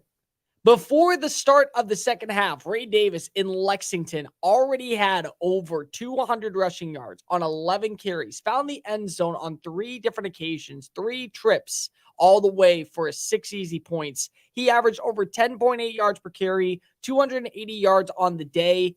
And Kentucky, I don't know what they are. I have no idea if they're good or if they're overrated, underrated. We'll find out more this week against Georgia. But holy crap, they found a stud in the transfer portal. He was down in Nashville swinging a sour tune. Now he's actually bringing life to Lexington, and they may be a team that you want to watch out for as a sleeper in the SEC East. Wide receiver of the week. He's not a wide receiver. I don't give a damn. Georgia's Brock Bowers. Guys, the guy is just a human highlight alien. I don't know what else to say about him. I mean, literally, you need a big play, you go to number 19. You just turn the ball into his hands and let him do work in the open field. Ron Roberts, the Auburn defensive coordinator, said after the game, a game that they could have won, I might also add in. The score was only 27-20. But still, Ron Roberts said after the game, we did a great job covering Brock Bowers. No, you didn't, because he had 8 catches for 158 yards, and it was the difference maker with 2 minutes left on the clock. He finds his way in for a 28-yard scamper to break a 20-20 tie. The man is a security blanket. We talked about great tight ends in college football. There are a ton of them. There are countless names who belong on the John Mackey Award list every single year. You're not winning the award when Brock Bowers exists. The dude can basically just pencil his name in during the preseason. Hey, I'm going to be the guy that ends up taking home the hardware. Yeah, you are. He's the greatest college football tight end in the history of the sport. I don't think there's even a conversation when it comes to that. Like Kyle Pitts, move on over. You've been absolutely replaced, and you were kind of replaced last year. Team of the week. Maryland. I said last week on our overrated, underrated statement that Maryland was an overrated team. I did not believe in the Terps. Now, I thought that they would probably get to like an 8-4 season. And you know what Maryland told me? Cole, screw you. You are a terrible person at your job. You should feel absolutely obsolete when you give an analysis. You, my friend, should kick rocks because what they did to Indiana was just a complete and total beatdown. Talia Tagovailoa, the little brother of Tua, throws for over 350 yards. He finds the end zone 5 different times. They rush for over 150 yards. They average 5.2 yards per play. 6 TDs on the day, actually, for Talia. He also rushed 1 in. The defense made a lot of stops. 44-17 victory. The Terps are not rated. They're still unranked going into week 6. They get one more win. they find a way to secure the victory over Ohio State, yeah, they're not going to be top 25. They may be top 15. Upset of the week. Ole Miss, baby. Ole Miss. This was a back and forth blowdown, between LSU and Ole Miss. And I get it. Vaught Hemingway, it's a fun place. Oxford's a great environment, especially on game day. Not a fun stadium. It's actually really, really crappy. But despite the fact that neither of these teams wanted to play defense, they just were better. Like they really were. Jackson Dart wheeled and dealed his way to victory. Not only did they get the 55-49 win, this is a massive statement for Lane Kiffin, because the dude at this point is kind of putting himself in a hole of, I can win you football games, but I can't win the big one. I can't beat Nick Saban. I can beat Jimbo Fisher, but I can't beat Kirby Smart.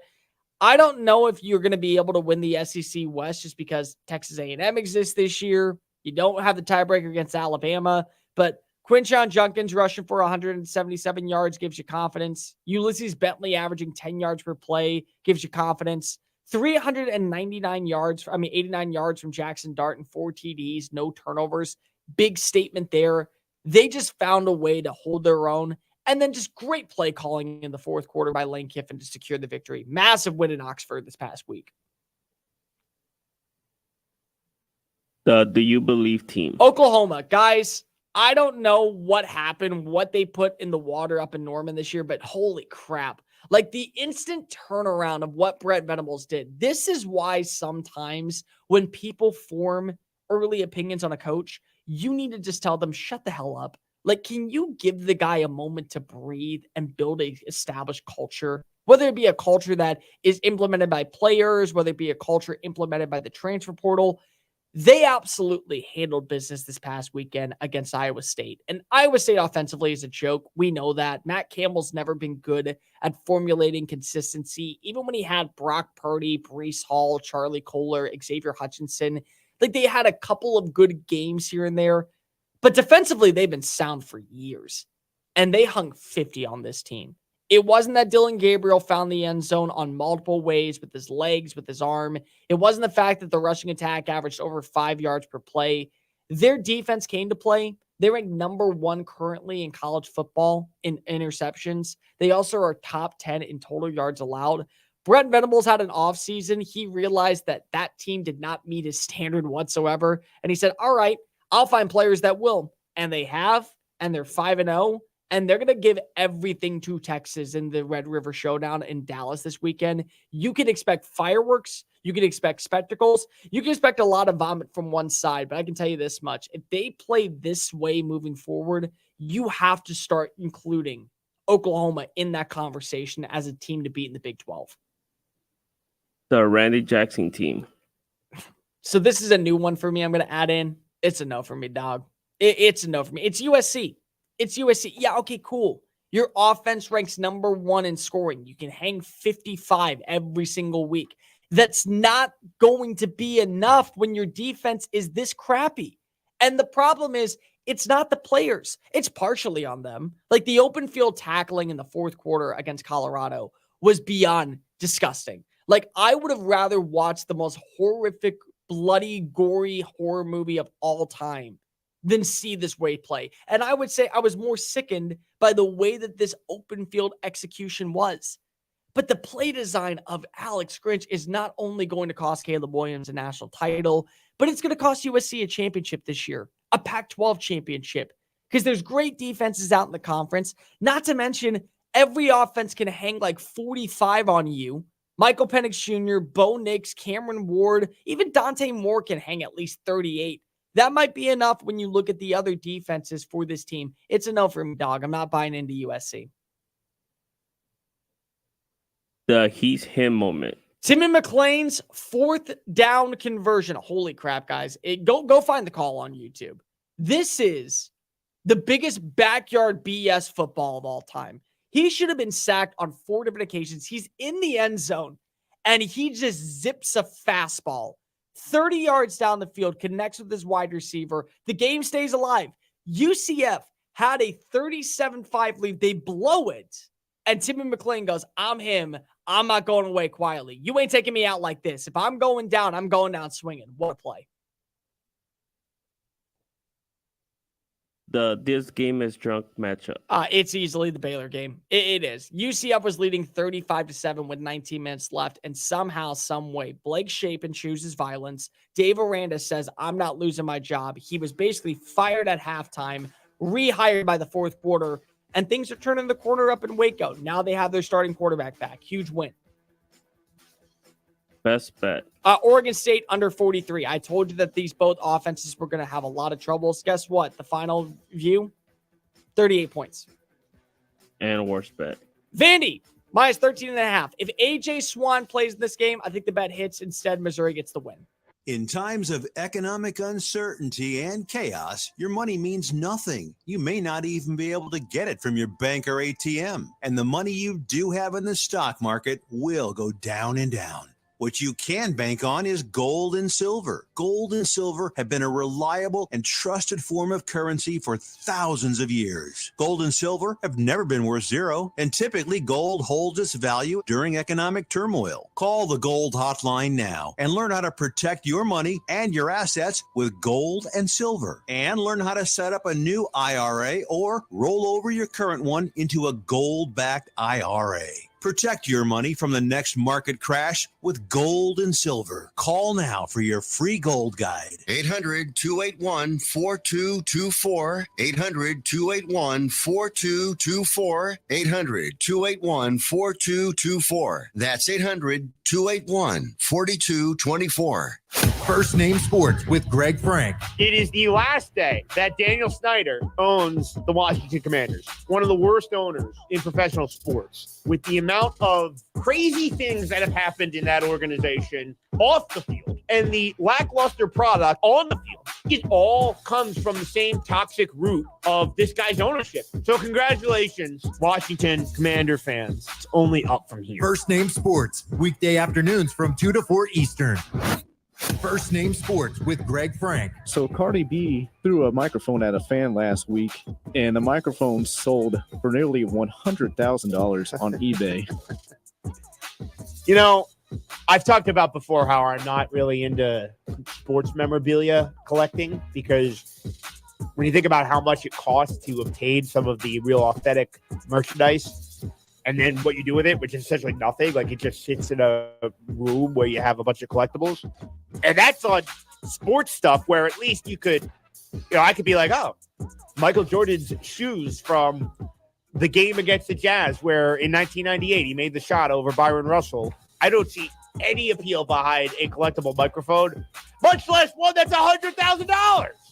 You're talking about what you're going to do with $1.5 billion? I'll tell you what, if I had $100,000, I'm damn sure not spending it on a microphone. First Name Sports, weekday afternoons from 1 to 4 Eastern. Wake up call.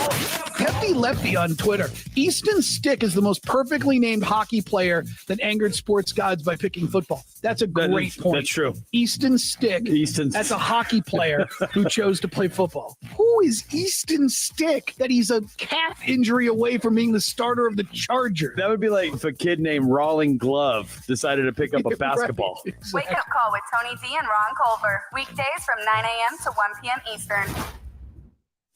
The diehards. I got a picture with Rick Pitino. I don't even know if I have it up here in my wall of fame here in the studio. Not in this studio. And I'm like, oh my God, this is the greatest thing ever. Rick Pitino is running one of the greatest NBA franchises ever to rebuild them in the glory days. You know, Larry Joe Bird was on his way out, bad back and all, and Kevin McHale's not walking through that door. Robert Parrish is not walking through that door. And you're like, oh my God, Rick Pitino's going to do this. And what's his first move? He fires right out of back. Like, are you freaking crapping me? I almost said the bad word right there. Like, seriously, dude? You have the stones to fire Red Auerbach? Like, the best that ever did it? Are you kidding me? But anyway, I digress. Rick Pitino's a clown. You know the emoji? Think about it. Look, picture in your brain, Die Hard Nation. That emoji, the clown, Rick Pitino. The Diehards, weeknights from 8 to 10 Eastern on the Sports Map Radio Network.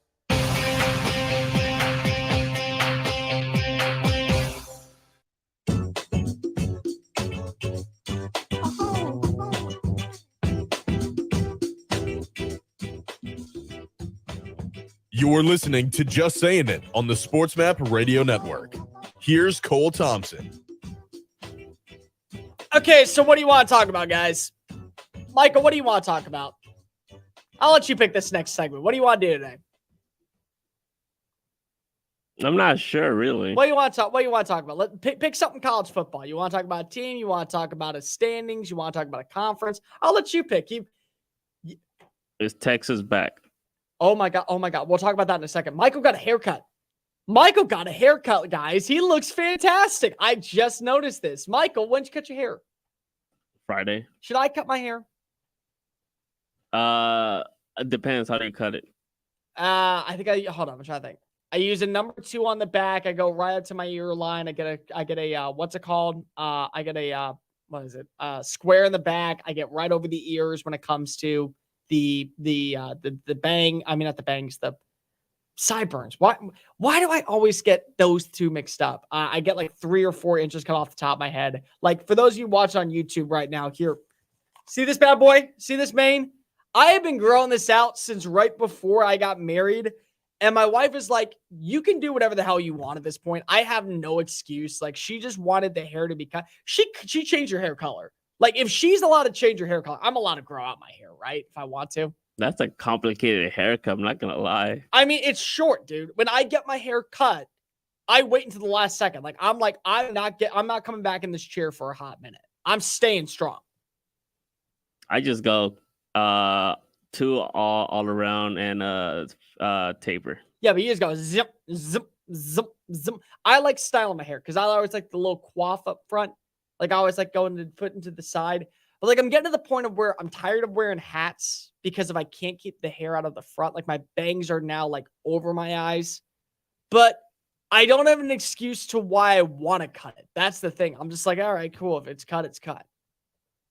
I cut it. I mean, I last time I cut it was right before my birthday. Okay. Well, here's the deal, ladies and gentlemen. I'm going to tell you this right now, and I'm going to make the announcement later. There's 2 things that are going to happen. If we can build up our subscriber base on YouTube to 1,000 before Halloween, I will shave my head. I am going to go clean cut, shave my head. 1,000 followers on YouTube, 1,000 subscribers. I will live stream me here shaving my head. I'll get it approved. I'll get the right person in here. I'll get a haircut. We'll do a conversation. Michael can go ahead and run the show while this barber's just zipping away. Or, because if I can't do this much longer, I said this on my Instagram. If you want to give me a follow there, Cole __ Thompson. There was a lot of Cole Thompsons out there, so I had to use 3 underscores. If somehow Taylor Swift dumps Travis Kelce before next Sunday, I will shave my head. Clean shaven. I will go bald because if I can't do this anymore. Did you see the tweet yesterday, Michael, from Adam Schefter? No. So it was 9:30 in the morning. There was a game going on. You forget, we had early kickoff, 8:30 our time, 9:30, so 10:30 Eastern time. There's a live game happening in London, Atlanta. A team that people are actually saying is going to be relevant this year. They're not going to have a 28-3 debacle and self-implode. Jacksonville, the roster to beat in the AFC South. Oh, a clear-cut pathway to the postseason. And what was being said?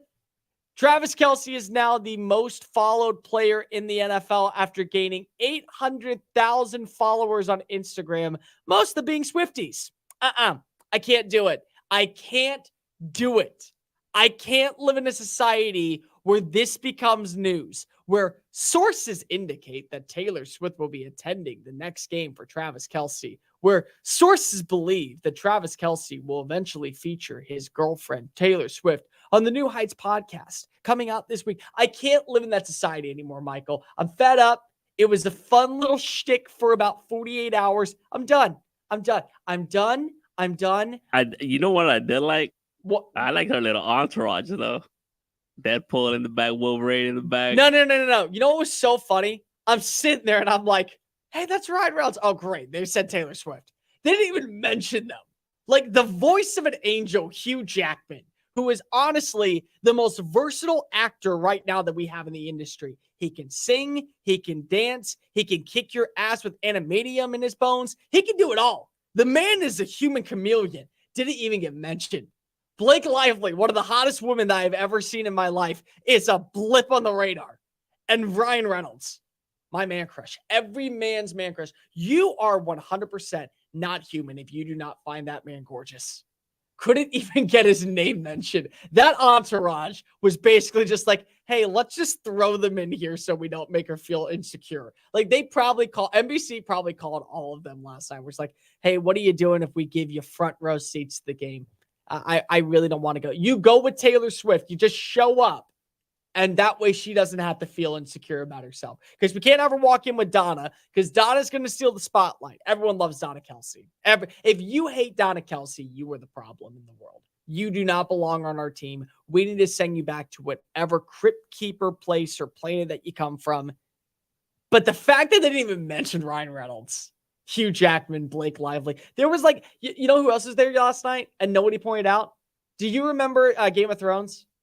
I didn't watch it. You didn't watch Game of Thrones? Okay, well, one of the main stars was there, and she was giving a hug to Taylor, and I'm like, that's Stanley Emmanuel. And it's like, nope, that's just Taylor's friend. Nope, guys, that's just Taylor. They're all just Taylor's friends tonight. They don't matter. They're not humans. They're people tonight. They didn't do anything accomplished. They had done nothing to ever make society happen. They're just part of Taylor's bunch. Did you see what she said? No. After passing the metal detector? What? It's so quiet. It's quiet. I'm guessing she likes the NFL reporters more than the paparazzi. Oh, really? Because I promise you keep this shtick up, guess what's going to happen? You're going to see it. You're going to get the paparazzi. Like Travis Kelce. They're not going to let the paparazzi inside the stadium like that. Buddy, did you not see this past weekend what happened on Monday?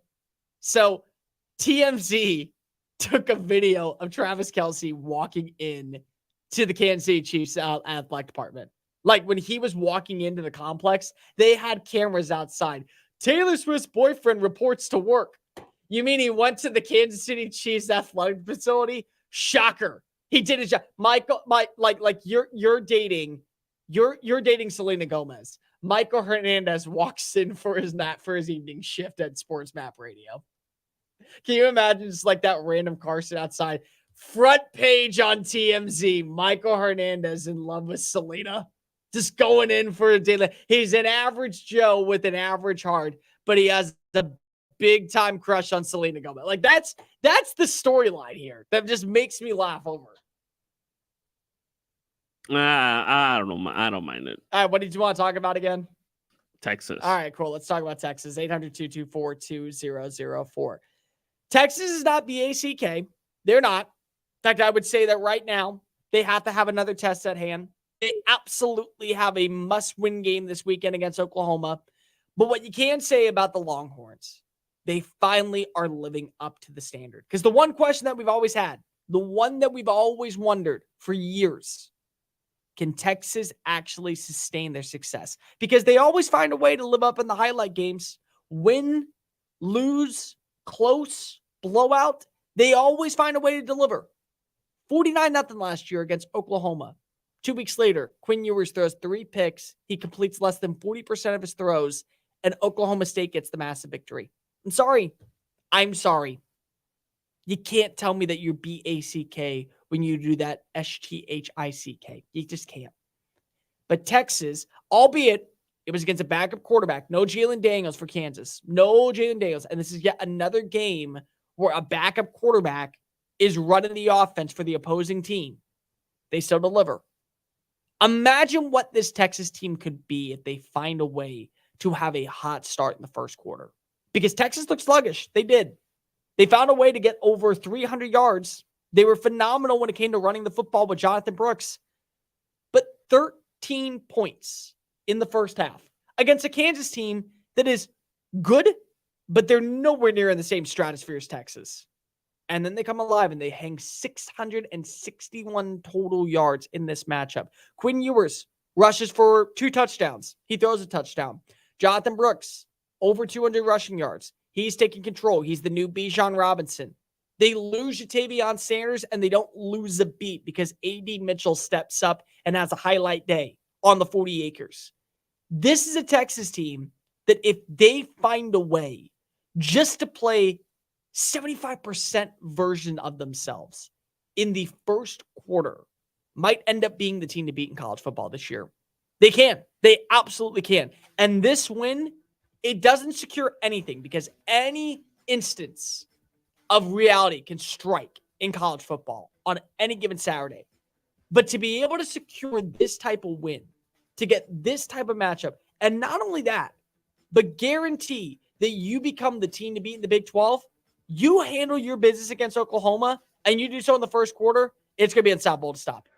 Do you want to learn the secret to becoming a published author in a few easy steps? Here's all it takes with help from Dorrance Publishing. For over 100 years, we've assisted individuals like you to fulfill their dreams of becoming a published author. When you call right now, you'll be assigned your own personal consultant who will help you through the entire book publishing and design process. Then, your book goes into production. It gets promoted, distributed, and finally, made available where books are sold. If you've got a book idea, call Dorrance Publishing right now for a free consultation. We'll help get your great idea out of your head, on paper, printed, and sold.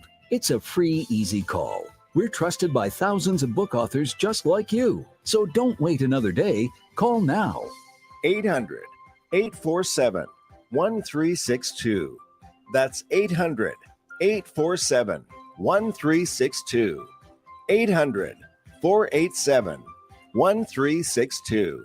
VSiN's NFL betting guide is now available with in-depth betting previews and analysis. There's also team breakdowns, trends, and line estimates for every single game this season. Download your free NFL betting guide now at sportsmapradio.com. That's sportsmapradio.com. Bet smarter this fall with a free betting guide from VSiN at sportsmapradio.com. That's sportsmapradio.com. sportsmapradio.com. Wake up call. Jerry Jones loves himself some Jerry Jones. Of course he does. Yeah. Just picture like a little meeting room, a small little meeting room, probably seats maybe 20, 25 people. And it's part of the tour. You can go there. You sit down in a seat. A hologram of Jerry Jones appears right before you. You can ask Jerry questions. And through AI, Jerry will answer them. What he did was he went, hey, guys, listen, I'm not going to be around forever. They got an eternal flame for Al Davis. Now, I'm not going to copy Al Davis, what they did for him, but what could we do for me? And then they threw out some ideas, and then guy, create a hologram AI. He's like, wait a minute, hold on one second. AI, meaning I can answer questions for all of eternity? That's right. That's awesome. That is so awesome. Jerry Jones, man. Yeah, one of a kind. Wake up call with Tony V and Ron Culver. Weekdays from 9 a.m. to 1 p.m. Eastern. The diehards. There's a lot that think they're the king, you know what. And those shows out there are awful. Yeah, but I've also been very good at grooming co-hosts to be like really national spectacular talents. And then I sit here in my basement broadcasting live. This is funner. I suck. This is fun. Funner. Is that a word? Funner? You don't even drink. No. The Diehards, weeknights from 8 to 10 Eastern on the Sports Map Radio Network. Just saying it with Cole Thompson. I had no doubt that Deion Sanders was going to be successful at the collegiate level, mainly because of three main things. For starters, he's a former player. He can go ahead and walk into any single household, especially with the defensive back, especially with a wide receiver, any skilled player, and say, you want to go ahead and learn what it takes to make it to the NFL, come play for my roster. So that was a huge advantage, number one. Number two, there are kids who are going to see similar outlooks of what Deion's life was, and the exact same thing they'll try to emulate. So he's going to be able to have that player-coach relationship that truly elevates a style of play, a locker room, a demeanor, because if he's been there before and he's been in their situations before. And number three, he knows how to win. That's all he's ever done. That's all he's ever been a part of. He will not settle for mediocrity in any sense of the word. Just saying it. Weekdays from 3 a.m. to 7 a.m.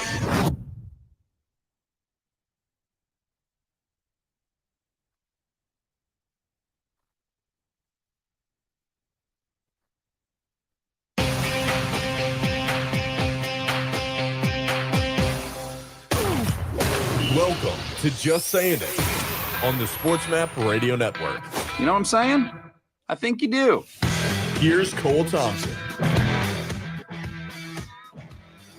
To all the early birds that catch the worm, all of those burning the midnight oil, and those that just can't sleep and find the world of sports intriguing in the early hours of a Monday morning, well, this is the program made for you. Welcome on in to Just Saying It right here on the Sports Map Radio Network. Cole Thompson in the driver's seat, getting you caught up on everything you might have missed. Headed into a miraculous Monday morning action. 800-224-2004. Call on the show. Tell us what you like. Tell us what you hate. Let's be real. This show is made for you. This show is made simply for you. So go ahead and call on in. I want to hear your thoughts. I want to hear your opinions. I want to know what's on your mind. Come on, let's go ahead and have a conversation. Why don't you? You can always download the podcast version of the show on iTunes, Spotify, YouTube, Audio Boom, wherever else gets podcast listening systems. You can subscribe to the channel on YouTube at Mr. Cole Thompson. It's the same as my Twitter handle. Yeah, I'm calling it Twitter. I'll call it whatever the hell I want. And make sure that you also download the Sports Map Radio app, carry us in your pocket throughout your day. That way you don't miss a second of all of our great local programming. The wonderful, delightful Michael Hernandez on the other side of the glass producing. Fun final hour planned ahead.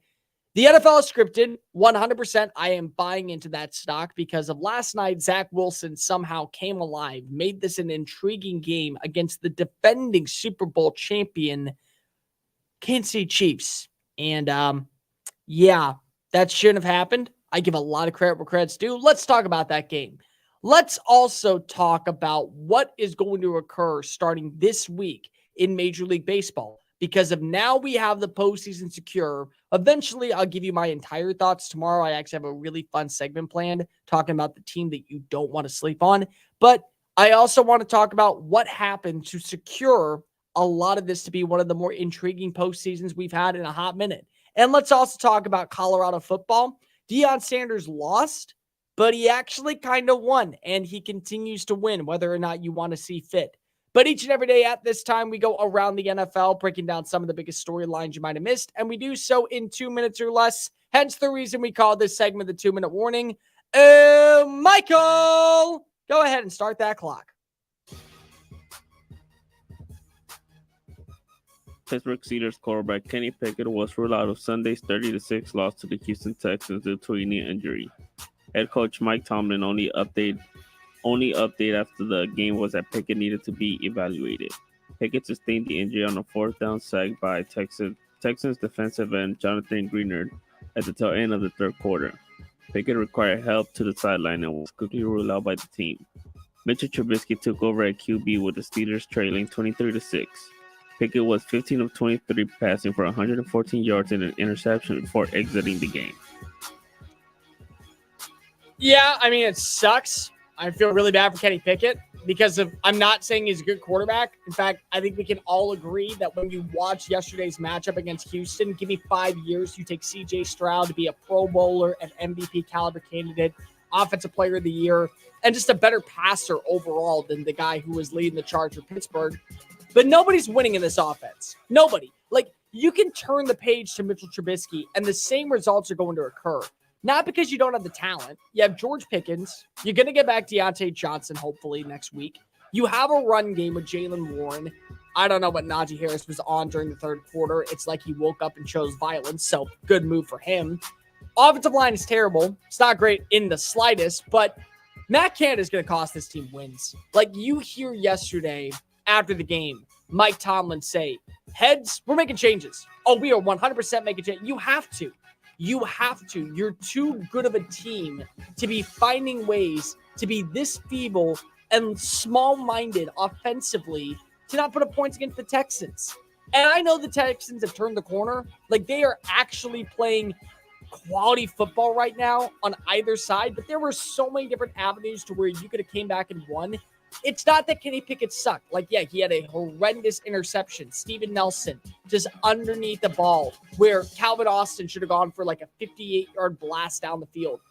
The problem was the offensive execution was dog crap. It's been dog crap for 2 years, and it's something that's been holding back Pittsburgh for like the last 5 seasons. Randy Fichtner, guess what? He cost this team during a couple of years where Ben Roethlisberger was starting to finalize and realize, nah, I suck. I'm no longer the same dude I once was. And you continuously ask him to throw it 50 times a game, it's not going to work. And now all you do is you move over to Canada, send the guy back to Toronto, send him to Montreal. Let him go anywhere further away from the league than ever before, because the guy continuously just makes mistakes and mistakes and mistakes, and it costs you and it costs your team a win. And right now, even if you trust Mitchell Trubisky to be maybe the same version of a quarterback as Kenny Pickett, nobody's winning in this offensive execution. Nobody.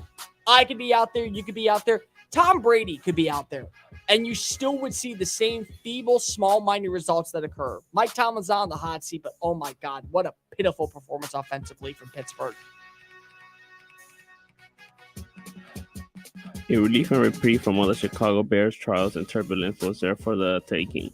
Then it was all vanished as quickly as a seemingly insurmountable 21-point lead can disappear.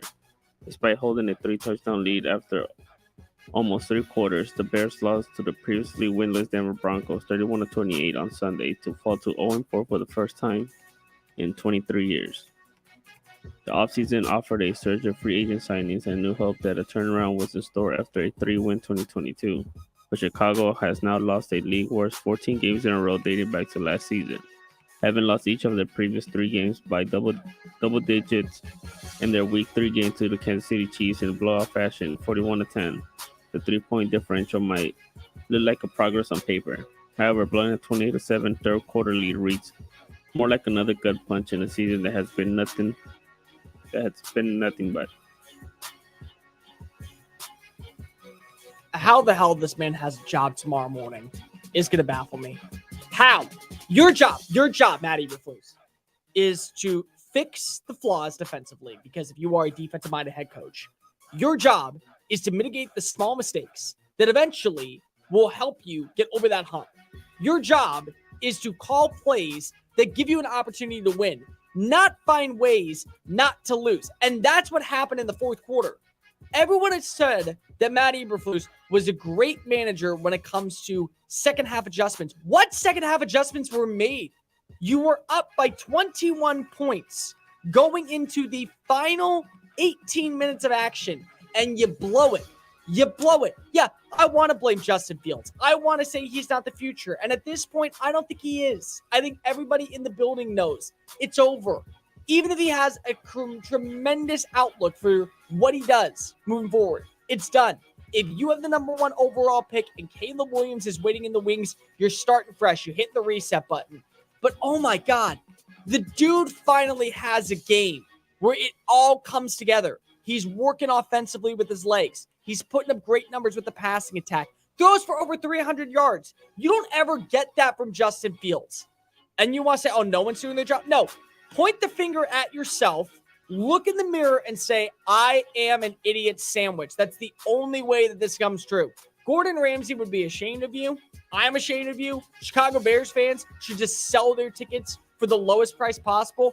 Punt on this season. Enjoy whatever the hell else activities are occurring in the city this upcoming fall. Because of watching this Bears team, the implosion and the absolute deterioration of hope and determination, it all falls on the coaching staff. This was just the absolute worst thing that could have happened in Chicago, and Matt Eberflus is the first, second, and main person to blame.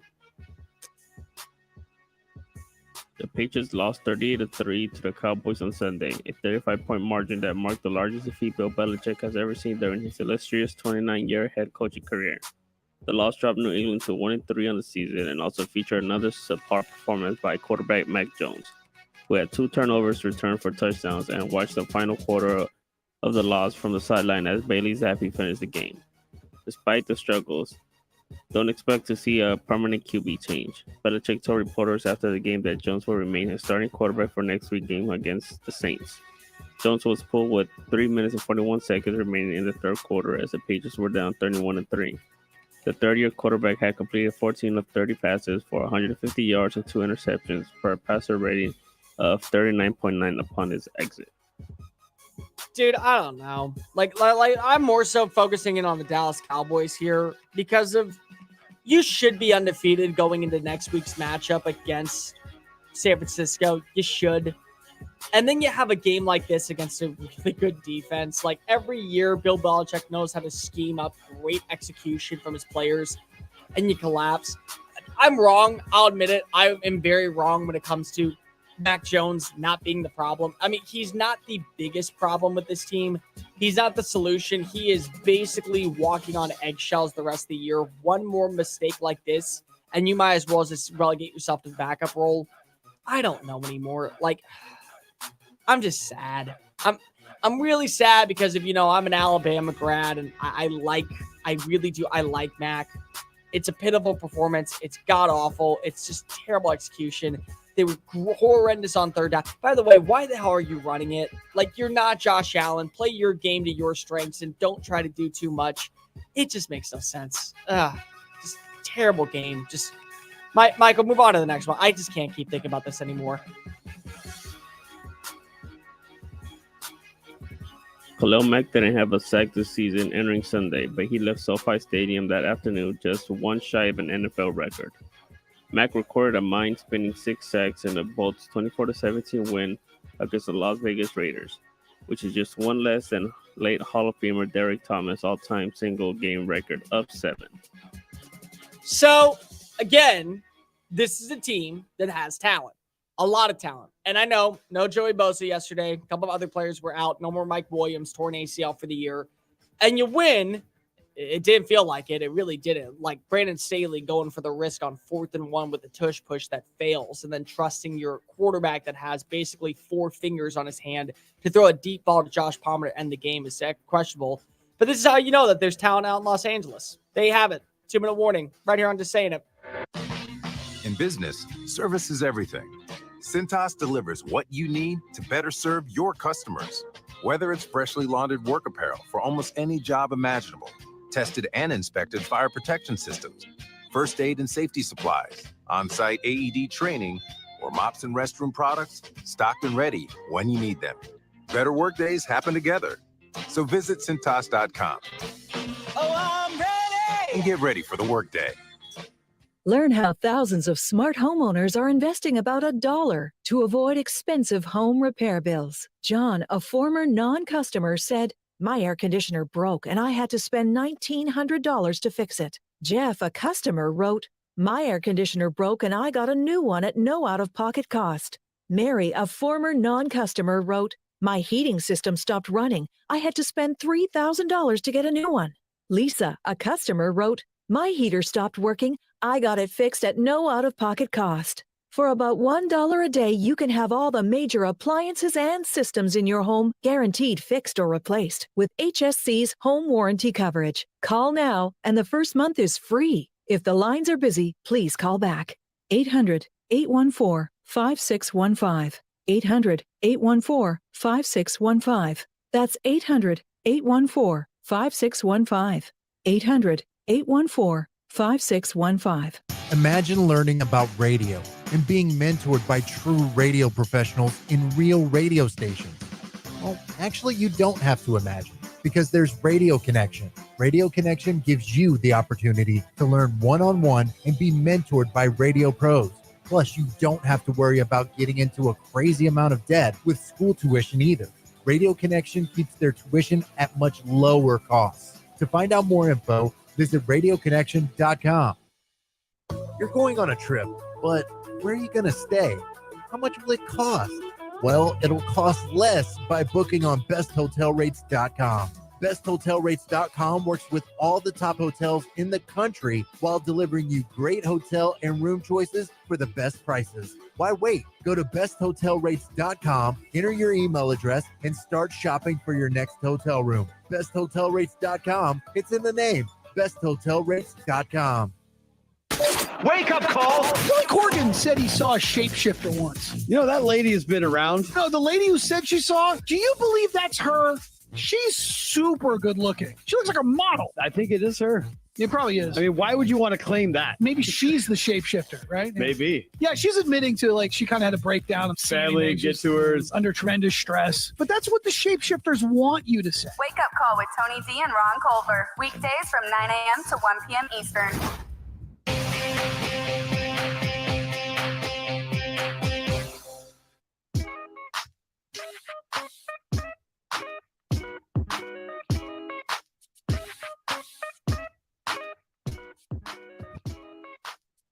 You're listening to Just Saying It on the SportsMap Radio Network. Here's Cole Thompson. Listen, I'm not saying that the NFL has a script that they follow word for word just because Arizona finds ways to look competitive in the first half of games and then fall apart the second. I'm not saying that eventually Tua Tagovailoa had to be brought back down to reality as not the front runner and the only case to win the MVP. I'm not using any of that to say the NFL is scripted, but if you take away anything, last night's game had to be compelling because the league basically pulled Andy Reid aside and said, hey, dude, we need you to make this a must-see game. We need you to keep this thing close because we have been hyping this up now with Taylor Swift being in the audience. Not to mention, we were planning on Aaron Rodgers facing off against you with the New York Jets. This is our biggest game and we can't flex it. So please keep this thing interesting. And it was. It absolutely was a game that people could not take their eyes off of. 800-224-2004. Kansas City got the win. 23-20 over the New York Jets. And the Jets are now 1-3. But if you want to say that the Jets played the most meaningful, heartfelt, can't miss, and also just we can play and we are actually decent game of football, I don't know what you're watching. Like, this was a game where I look back and even though they lose, you have to feel at least a little bit more confident in the Jets. And I'm going to tip my hat. I really am. I'm going to tip my hat. Here you go. Tip my hat to what I saw from Zach Wilson. Zach Wilson is not going to be a starter in the NFL much longer. There's going to come a point where eventually Robert Saleh is going to have to pull the plug. He's going to have to admit defeat.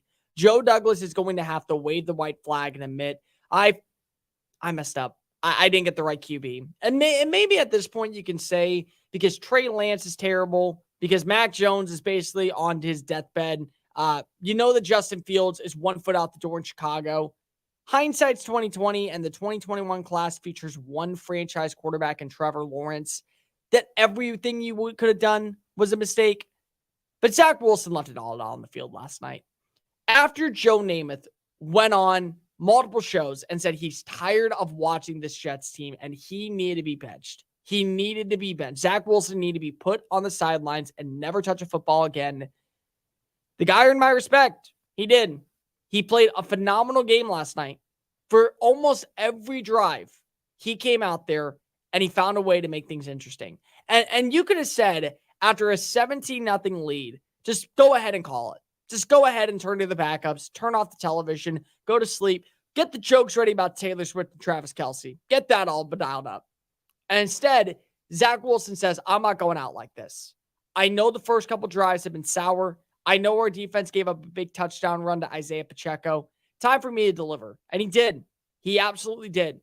He found ways to put New York in positive territory, walk away with some points, absolutely hold their own against a very, I would say, overrated but still good defense in Kansas City. And he made it interesting. He made it intriguing. He made our attention go away from the pop star that's sitting up in the stands and actually on the game at foot. And I got to give it a lot of credit there. It's hard to do. It is. It's hard to when you know everyone is doubting you. Everyone is absolutely turning the corner and saying that you do not belong in the league anymore, that you couldn't deliver. And all he did was he silenced the critics. He made the doubters go ahead and be quiet for a little while longer. And he put on a performance to remember. Guy played great. Guy did. 248 yards. He finished with the passer rating of over 100. No turnovers in the interception rate. And he had one bumbling play. The offensive line couldn't hold a block long enough. He fumbles the football. And guess what? Kansas City marches down and gets a field goal. That's what happens. It's the name of the game. But I give a lot of credit also to what he said post-game. Remember last year, Zach Wilson, he loses, I think it's like week 7 or week 8, and he takes no responsibility, no accountability, says that everyone else is at fault, not me. And at that point, Robert Saleh said, I'm going to show you who's at fault. Sit down, eat some bench, and shut up. After the game, I made the mistake. This loss falls on me. It doesn't. It absolutely doesn't. This loss falls on your offensive line not being able to hold a block long enough. This falls on the defense. This falls on the referees from literally handing the win to Kansas City. That's who it falls on. But at least you're taking accountability. You're showing growth. You're showing maturity. And maybe this is what Aaron Rodgers was talking about. I do not try to listen to Aaron Rodgers when it comes to advice on anything in life, but I will say this. He wasn't wrong. Stop pointing fingers at people and start actually acting like a football team. And last night they did. The Jets did. Zach Wilson came out swinging in the third quarter. Immediately throws a strike to Allen Lazard. Guess what? It's tie game. New era. Basically, blank space it. There you go. There's your Taylor Swift reference of the day. Blank space it 0-0. Find a way to get one touchdown and make it a 7-0 victory for you. Improve to 2-2, and maybe you reset. Maybe you find a way to be able to build off this. And you know what? Here's the good news. If this is the Zach Wilson you get moving forward, the Jets are going to win some football games. They may not win every single one, but they got the Broncos up next. They can handle business against what we've seen from Sean Payton's defense. They can beat up on the New York Giants. The Chargers are a hit and miss every single week. The Raiders, I don't trust them. You shouldn't either. The only game that is a guaranteed loss going into basically Thanksgiving weekend is Philadelphia. And after that, you're going to have some struggles. But you can still find a way to play meaningful football games. You can. All right, now let's talk about the winner in this. Kansas City. Kansas City, I have no idea what to make of you. I really don't. I will say at this moment, I worry about your overall status if this is the type of performance you're going to put on. Because if you do realize that Miami is able to hang 50 on anybody, they're able to hang 70 on people. And when they play competent defenses, they're probably only going to put up 28 points. But 28 points with the way that this offense looked at times might be enough. It might be. You know what else it could be? Buffalo. Buffalo can easily put up, I think, 35 against you. And they might have an MVP caliber quarterback themselves in Josh Allen. They could. You could say that Baltimore, if they're fully healthy, that they can sustain something. You got to play better. You have to play better. You found a way to win. You found a way to win. I'll give you credit there. But it wasn't pretty. Patrick Mahomes, 2 interceptions on the day. Why? Why? I get it. I understand that you're playing against a very stout defense, but both interceptions were horrendous. And there should have been a third. There should have been a third interception on the day, and there wasn't. It was taken back. Just where are you looking? Where the hell are you looking on that play? I mean, this is just not the same Kansas City Chiefs team. And I get it. Holding on to success is very challenging in the NFL, especially in today's game, where at any given moment, anyone can win. And especially when you have the target on your back and you are public enemy number one, everyone is going to play up to their standard against you. But the problem is that you can't play down to someone else's. It's not that New York played a great football game, because they did. They gave it their all. They actually came away more impressive in this win than the comeback of what you saw on the final 2 drives from Patrick Mahomes. They were the more impressive team on the night. But the reason is because if you played down to their level, you did. And I'm not saying that the schedule is going to become hard for you. There's going to be some games. I mean, you got the Vikings up next week. They can put up points. Their defense can't stop anybody. So, I mean, yeah, they get a win over Carolina. Most teams are going to this year. Yeah, the Broncos, you're going to win that game as long as you don't mess up. Chargers, you probably win that game because Brandon Staley is the head coach. It still doesn't matter, man. It doesn't. Like, if this is the type of showcase you're going to put on, you'll win the division. I don't know if you'll win much more. I don't. I really don't. It's evident that you do not trust most of your wide receivers. You only like Travis Kelce. It's evident that the defense is going to allow a couple of touchdowns that are going to keep people in games. And you did so twice, I might add in. You did so against Detroit earlier in the season. I know, no Chris Jones. I don't care. I don't care. I know, no Travis Kelce. I don't care. I don't care. Come on. You're better than this. You have to be better than this. You win. Win's a win. You're 3-1 to begin the year. Good story. But this is not a victory that you should be celebrating. This is a game where even if the NFL calls up Andy Reid and tells him how much marketing we have put into this matchup, we need you to keep this thing close. You keep it close until the start of the fourth quarter, and then you just go Super Saiyan. You allow Patrick Mahomes to do dumbass stuff like he always does. You allow him to make a bunch of highlight plays and handle his business. That's what you do. That's what you do. That's what good teams do. And you didn't. You didn't. I don't know. I don't know what to say on this one. Like, as much as I want to give credit where credit's due to New York and how much they put their ass on the line and they showed the world, yep, we're here. We're not going to go down quietly. We know that we have our back against the wall. Bettors everywhere. You can go ahead and take the double bird. I don't really care on all that. You can do whatever you want. It's fine. But oh my God, this is just so bad. So lackluster. On multiple occasions, I might add in. You got to be better. Your offensive execution has got to be better. Everyone has got to be able to make more plays. And if you can't do that, I'm sorry. Just like accept your reality of being probably the third best team in the AFC this year. In times of economic uncertainty and chaos, your money means nothing. You may not even be able to get it from your bank or ATM. And the money you do have in the stock market will go down and down. What you can bank on is gold and silver. Gold and silver have been a reliable and trusted form of currency for thousands of years. Gold and silver have never been worth zero, and typically gold holds its value during economic turmoil. Call the Gold Hotline now and learn how to protect your money and your assets with gold and silver. And learn how to set up a new IRA or roll over your current one into a gold-backed IRA. Protect your money from the next market crash with gold and silver. Call now for your free gold guide. 800-281-4224. 800-281-4224. 800-281-4224. That's 800-281-4224. VSiN's college football betting guide is now available. VSiN experts pick season win totals for every FBS team. There's also team breakdowns, trends, and line estimates for every single game this season. The full guide is only available for VSiN Pro subscribers, but you can download a free special edition of the guide right now at sportsmapradio.com. That's sportsmapradio.com. sportsmapradio.com.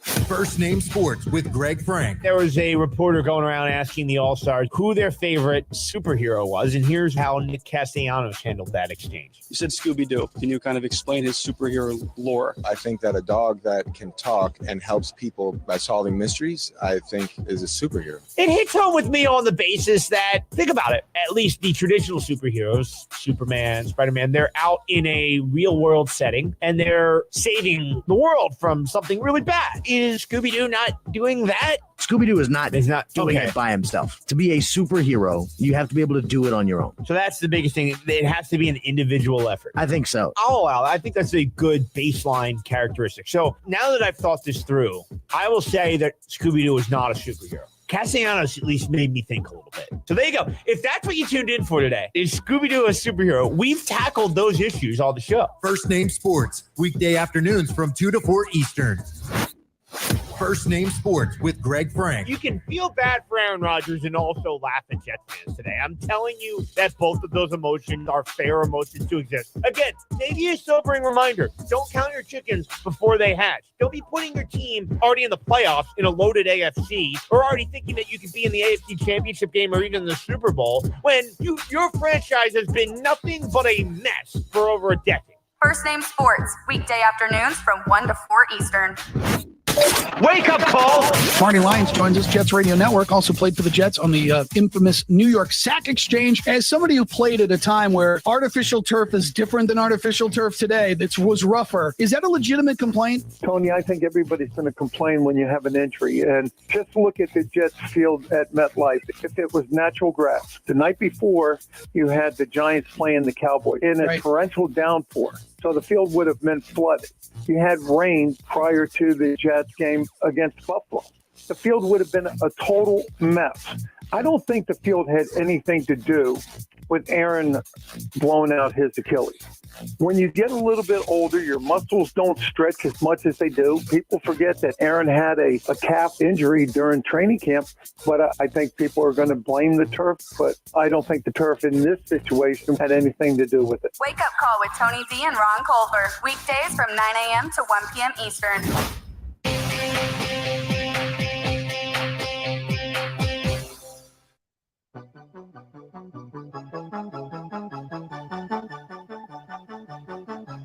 This is Just Saying It on the SportsMap Radio Network. Here's Cole Thompson. Listen, I don't play into the hot take culture. I don't. I never will. I always will have my thoughts. I always will have my opinions, and sometimes they are hot takes. I'm just going to say it like it is. But I will say people out there are going to look at what happened in Boulder, Colorado this weekend as a loss for Deion Sanders and the Buffaloes because they did lose 48-41. Here's the other team. They are winning for the long term.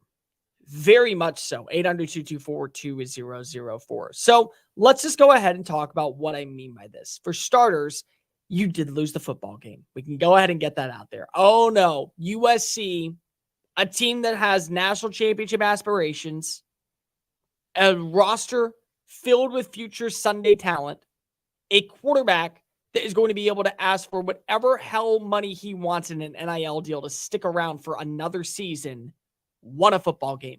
Yes, they did. Yes, they did. And a lot of people can go ahead and flip the corner and say, well, USC only proved that they do not belong in the same stratosphere as the legitimate contenders in college football. The Michigans, the Ohio States. You can even say right now, Washington's a better team because they are. Oregon is a better team because they are. And I would probably throw in a Penn State, if you want to do Texas, Florida State for that matter. They all are better teams. But on the flip side, it's not that USC took their foot off the gas and said, oh, let's just coast our way to a victory. It's that Colorado responded. And Colorado responding in this game is going to do wonders for the future of Deion Sanders. Deion Sanders last week said, get me now because you won't be able to get me again. He's not wrong. This team, once they finally add in offensive linemen, once they finally win in trench play, once they get veterans, because they're going to be a hot name in the transfer portal. Every kid who right now sees what Colorado is doing, especially if you're an offensive or defensive lineman, and realizes I can be that difference maker from the jump, I want to go ahead and sign there, knowing what's going to be at stake and also seeing how many people are going to be at games, how many scouts are going to come visit us, how many personnel people are going to come there, all of that. They're going to sign on the dotted line faster than I'm going to walk out of this building when the clock strikes 0 and I get to go home. That's what's going to happen at Colorado in the not so distant future. But the fact is that they never ended up believing for a second that this game was over. And a lot of teams just kind of go ahead and phone it in the second half. Colorado at one point was down by 28 points. Colorado at one point was losing 35-7. It felt like this game was just done. Put a bow on it. Give Caleb Williams his credit. Give him the Heisman Trophy status as now being the front runner. They were down 34-7. And then they come out and then they find a way to get back in this game. A lot of times you see a bunch of players who aren't supposed to be superstars step up. Guess what? Yesterday was one of those cases, or Saturday was one of those cases. Omarion Miller, really good freshman wide receiver, going into this game, 0 catches on the year, 7 catches, 196 yards, a touchdown. Cormani McLean, 5-star talent, last name added into this recruiting class underneath Deion. He ends up being a huge difference maker in coverage, especially in the second half. Gets a big time play on third down. Ball gets right back in the hands of Colorado, and they start gaining momentum. Shedeur Sanders, got to give him credit. The kid had a horrendous game, horrendous execution against Oregon the week before. Comes out, throws for 374 yards, 4 touchdown passes. You can't ask much more from him. The rushing attack wasn't great by any standards. Like, nobody rushed for over 100 yards on the day. But the fact is that this is a team that's not known for running the football. They ran for 193 yards and found the end zone twice. They did that.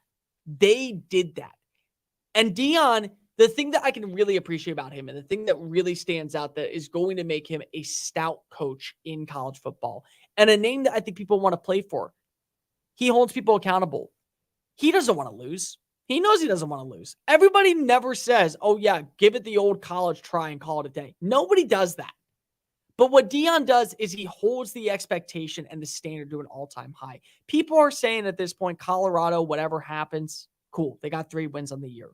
They tripled their win total from last season. All right, good deal.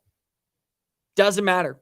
Doesn't matter if you're down by 40. Doesn't matter if you're down by 28. Doesn't matter if you're down by 55. You're going to get excellent, compelling, consistent play from Colorado because Deion holds you to a standard. And the reason why is because if he understands this is a business and business comes first.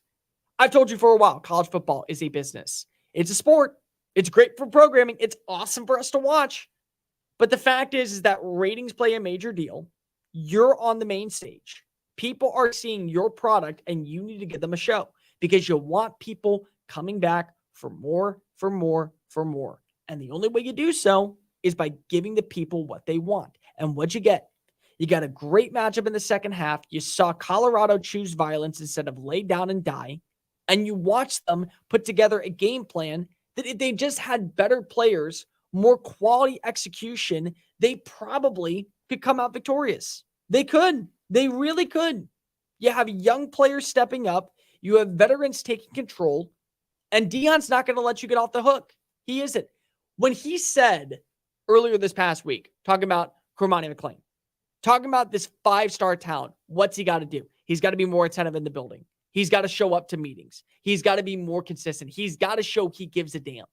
You know why he's doing that? Because of now that players are getting paid, you also have to play to that standard. It's what your value is. I do overnight shows. I treat this like it's a dream job. You want to know why? Because of most people in radio these days don't have a job. Everyone has a podcast. Everyone has a show. Everyone has this. Anyone can grab a microphone and get 1 million clicks. So I have to live up to my standard because someone is writing me a check. Guess what? Deion's doing the exact same thing. You're not willing to play. You're not willing to meet my metrics. I'm not throwing you out there. I'm not doing that. And so that's something that's really promising for the future of Colorado football. And they're going to crush in the Big 12. They are absolutely going to lay down the hammer next year because every single week, every recruit in the country, every kid in the transfer portal, any kid that's thinking about looking for a new home is seeing what Colorado is doing. They're watching them be competitive against teams that they probably shouldn't be. And they're doing it also with one hand tied behind their back because if they don't have the same skill talent or the same offensive players or defensive stouts up front, the big dudes that can go ahead and force their way into the backfield, that team, every single week, a kid's like, I want to be a part of that. I want to join that culture. I want to be a part of that team chemistry and be that X factor that turns a loss into a win. And that's going to play big dividends in the Big 12 next year.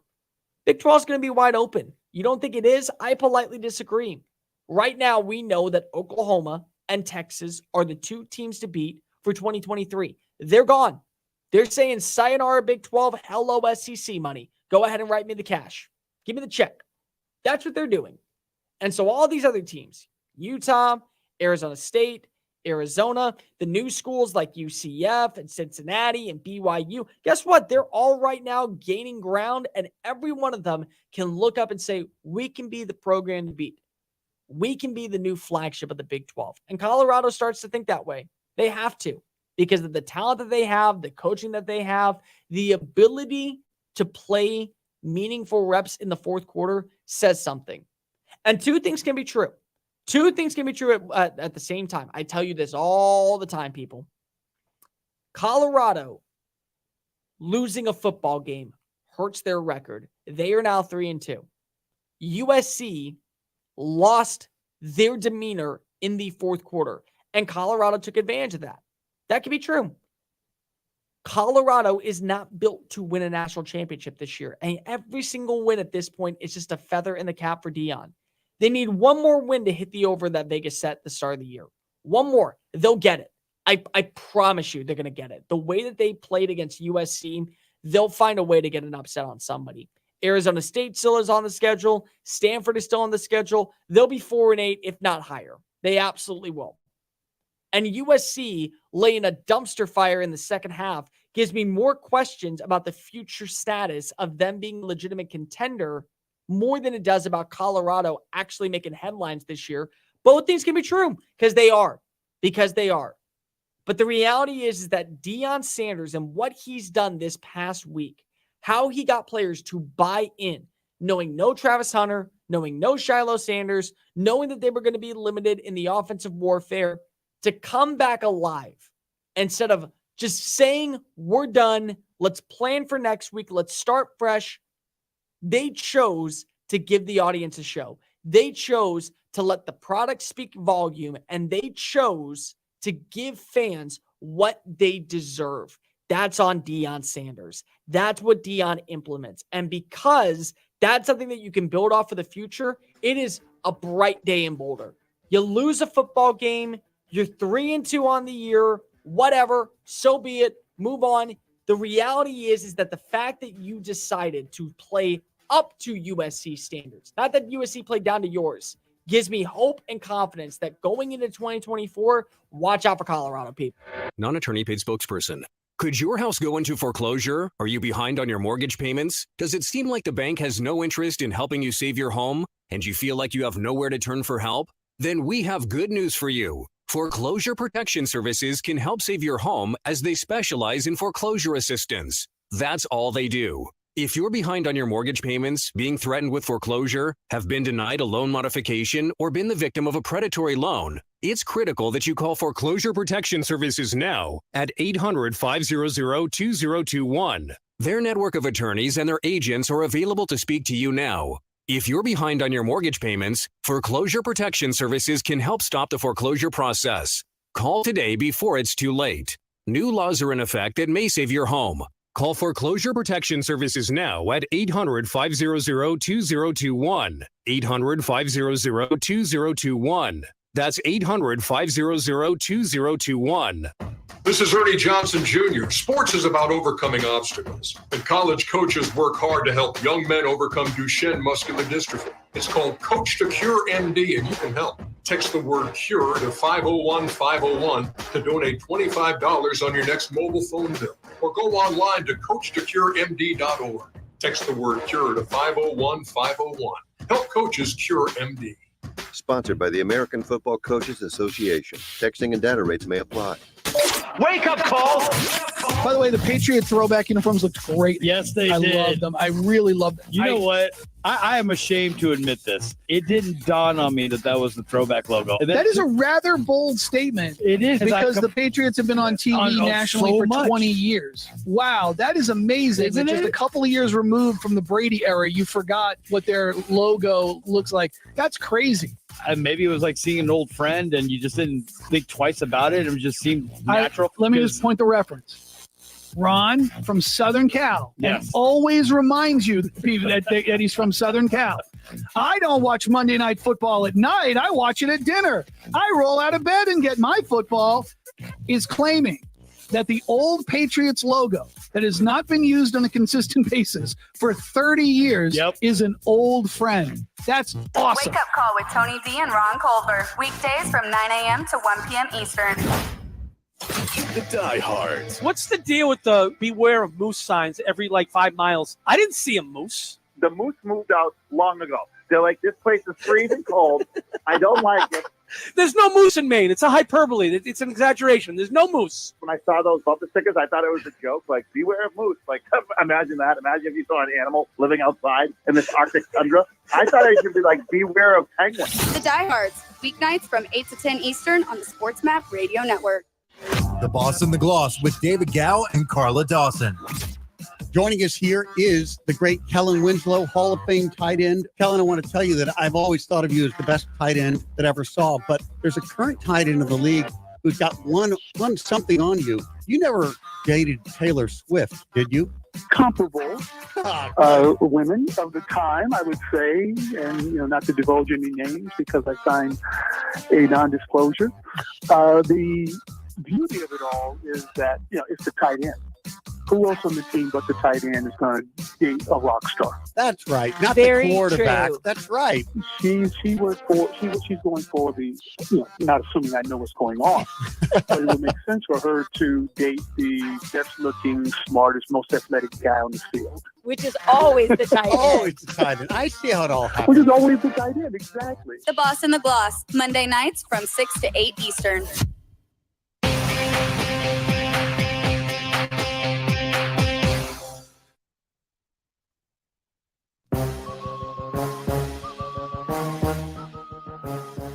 You're listening to Just Saying It on the SportsMap Radio Network. Here's Cole Thompson.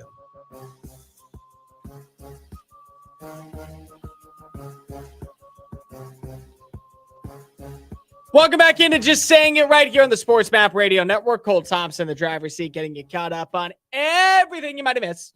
Headed into a marvelous, miraculous Monday morning action. 800-224-2004 at Mr. Cole Thompson on Twitter, at Sports Map Radio. You can download the Just Saying It podcast version of the show on iTunes, Spotify, YouTube, Audio Boom, or wherever else you get your podcast listening systems. And make sure that you download the Sports Map Radio app, Curious in your pocket throughout your day. That way you don't miss a second of all of our great local programming. All right, let's go ahead and talk about it. MLB postseason. It's alive and well. This is going to be a fun one. The race to the Fall Classic is absolutely going to be a must-see spectacle that everybody should be paying attention to. And I get it. Most people are the common casual fan. You only like your team. If your team is out, you don't care. You should. You absolutely should. Because this is a fun year. And honestly, I think it's a wide open race in the American League. I'll start there and I'll move to the NL in a second. But the American League has so many compelling matchups to where I honestly think 5 teams of the 6 can go ahead and punch their ticket as the representative to wherever they'll start in October.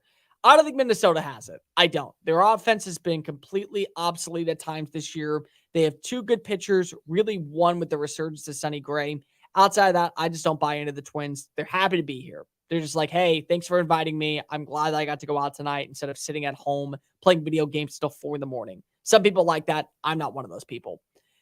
But Houston has the pedigree. They win the division. Found a way to get an 8-1 victory over the Arizona Diamondbacks. I don't really care that Louis Trevillo decided to go ahead and play backups. The fact is you still won your game, and now you get to have that week to kind of regroup and recover. You don't play until Saturday in the divisional round. Massive win for them. They already understand what the expectation and the standard is to make it to the World Series. So they got that. And they might get the pitching staff finally alive and well. I don't know what you're going to get with Justin Verlander. JV came up clutch in his last 2 games. So if that's the version I'm getting out there, plus Framber Valdez, maybe at least a strong performance of 5 quality innings from Christian Javier, from JP France, from Hunter Brown, I'll be fine. This offense, there is a depth lineup. They have guys that can come off the bench and hit in a timely manner. Even Martin Maldonado, the one weakness of this team, came on strong in the last 2 games. So give him credit where credit's due. Great execution behind the plate. I trust this team. I also know that they're young, but they got 100 wins this year. Baltimore's not going to go away quietly. They may end up being a disappointment in the playoffs because they're just getting started. But if they find a way to hit their stride at the right point with Adley Rutschman, with Gunnar Henderson, with even guys that probably you don't know off the top of your head, Anthony Santander, Austin Hayes. By the way, he was an all-star this year. Put some respect to his name. Jordan Westberg. They can actually come up clutch. They really can be the team to beat. Texas offensively is going to go toe-to-toe with anybody. They have the power. They have the bats. They have the ability to swing big and swing long. Pitching worries me. Pitching absolutely worries me. But if they somehow secure a victory over Tampa Bay, guess what? The race to the finish line is wide open. This was one of the best teams in baseball for most of the year. They should still be viewed that way if pitching doesn't keep them hindered to minimal success. Speaking of which, Tampa Bay. Tampa loses one of its best players in Wander Franco due to what reason? I'm not talking about. I like my job. I don't want the FCC coming after me. We all know what it was. And they still nearly get to 100 wins. Like, that says something about you. Their offense is clicking. They have great pitching led by Tyler Glass now. They can easily hold their own against anybody. And I think that they can beat Texas. They can beat Baltimore. They can beat Houston. They really can. And then you throw in that last team, Toronto. Toronto's the sleeper, people. If Toronto's pitching holds its own and you get your starters from Kevin Gausman to Jose Barrios to Kikuchi to even Chris Bassett, 6 strong innings, and your bullpen doesn't lay an egg, this offense, as long as it isn't swinging and missing at junk, they're going to be a threat. And in the NL, it's all about beating Atlanta. Every team. Arizona, Milwaukee, Los Angeles, Philly, Miami, give it up to the Marlins, by the way. Finally decided to make a change at manager. They bring in Skip Schumacher, say, see you later, Don Mattingly. Best season they've had. 4th postseason appearance in franchise history. You know what they did twice? They won the damn thing. So I'm not counting on Miami just yet. I refuse to. But it's all about chasing Atlanta. Atlanta has shown zero weakness so far this season. When they are clicking, when everything is going their way, they're unstoppable. If somebody can find the weak point, the Achilles heel of this team, I mean, what are you looking at? I mean, how big of a blow would this be? This would be just as bad. This might be worse than the 98 Braves. This might actually be worse than what you saw in 1998. And I know Morgan Wallen has a hit song about it, but they have them big 3 pitchers. They have not Andrew and Chipper, but they got Olsen and they got Riley and they got Acuna and they got basically anybody else out there. They are the epitome of what a perfect team can look like. If somebody beats them, oh my God, there'll be stuff to talk about for days and days on end with this show. And I cannot wait. I'm telling you, even if you are a common casual fan of baseball, do not sleep on the postseason. This is a year to remember, and this could be one that you will never forget. 800-224-2004. Okay, Michael. So last month, Cole's calendar did a phenomenal job. Every day, we walked out with 7? I think the average was 8. What we got today? We have 7 today. Wow, look at that. Look at October actually giving it care. National Custodial Workers Recognition Day. That's cool. I don't recognize them, but you know what? They deserve a day. They deserve some love. They have to clean up a bunch of our messes, and it's a very disgusting job. Good for them. National Child Health Day. Every day should be Child Health Day. I'm sorry. Why is today the day that I should care that my kid has cancer? No, you should just do it every single day. Every day you should just be looking after your kids. National Name Your Car Day. Were you one of those people? No. I dated a girl who was one of those people. My wife is one of those people. But I married that. I did. I married into that. Do you remember when you were growing up and when you were in high school, did you ever see the Beatles that would have the eyelashes on the car? Probably. I say, dude, that was the point where I knew that as a society, we were not going to last much longer. I knew that was the beginning of the end. It had to have been. Because who in their right mind is thinking that eyelashes on a Beetle is a good look? For starters, just the Beetle in general is a terrible car. It's bad on gas mileage. It breaks down all the time. It's not pretty. And so you spruce it up with eyelashes? Nah, I'm sorry. No way. National Fried Scallops Day. Yeah, I'm sorry. Scallops taste like rubber to me. I don't know. If you like scallops, I need you to call into the show right now. 800-224-2004. Sell me on scallops. Go ahead and pull your best Jordan Belfort impression out and sell me on scallops, because of all I taste is rubbery liquid that sometimes has a little bit of that lemon butter taste, because if you douse it, and the reason you douse it in there is because if you have to eat it, there's no other way to do it. That's got to be in my top 5 slimiest, most disgusting, absolute, will not touch with a 10-foot pole foods out there. It's bad. It's bad. It's not a team player. It's its own dish. It beats to its own drum, and it sucks. Listen, it's the Antonio Brown of food. It always causes problems. It's always a problem. National Consignment Day. All right, what does that even mean? Offers a way to elevate celebrates consignment as a smart, sustainable way to shop, earn money, and extend the life cycle of your items. No, there's a reason my items hit 0. The clock strikes 0 and we call it a day. National Produce Misting Day. Like the day where you just make sure the produce stays fresh by putting a little bit of water on it? No, when you go to the grocery store and you see the fruit getting the little mist on it. That's what I'm saying. Just to keep it fresh for another day. And National Smarties Day. Like the candy? Bro, who likes chalk? If you love the equivalent of eating sidewalk chalk, if you were one of those weird kids growing up and the sidewalk tasted great, Smarties are the treat for you. They are. They all taste the same. By the way, have you ever noticed that literally every single candy is just color-coded because they just want to make it look pretty? Have you ever tasted a Smartie and they taste different? No. They all taste the same, right? Just that same cocky, completely disgusting, It has to be in your mouth. You need a cup of water afterwards. Go ahead and end it all right there if that's your favorite food. Yeah, all right. You know what? I hereby decree. Michael, what was the first one? It was the national. I don't even.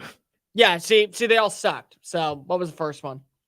Custodio. Cool. We'll give credit where credit's due. Hereby, National Custodio Day. Give a bunch of praise to those who clean up after your mistakes and your dookies. And that does it for me on Just Saying It right here, part of the Sports Map Radio Network. I will be back tomorrow to break down Monday Night Football. More things we saw in week 4, more things in college football, and a bunch of other stuff. It's Cole Thompson with Just Saying It, signing off.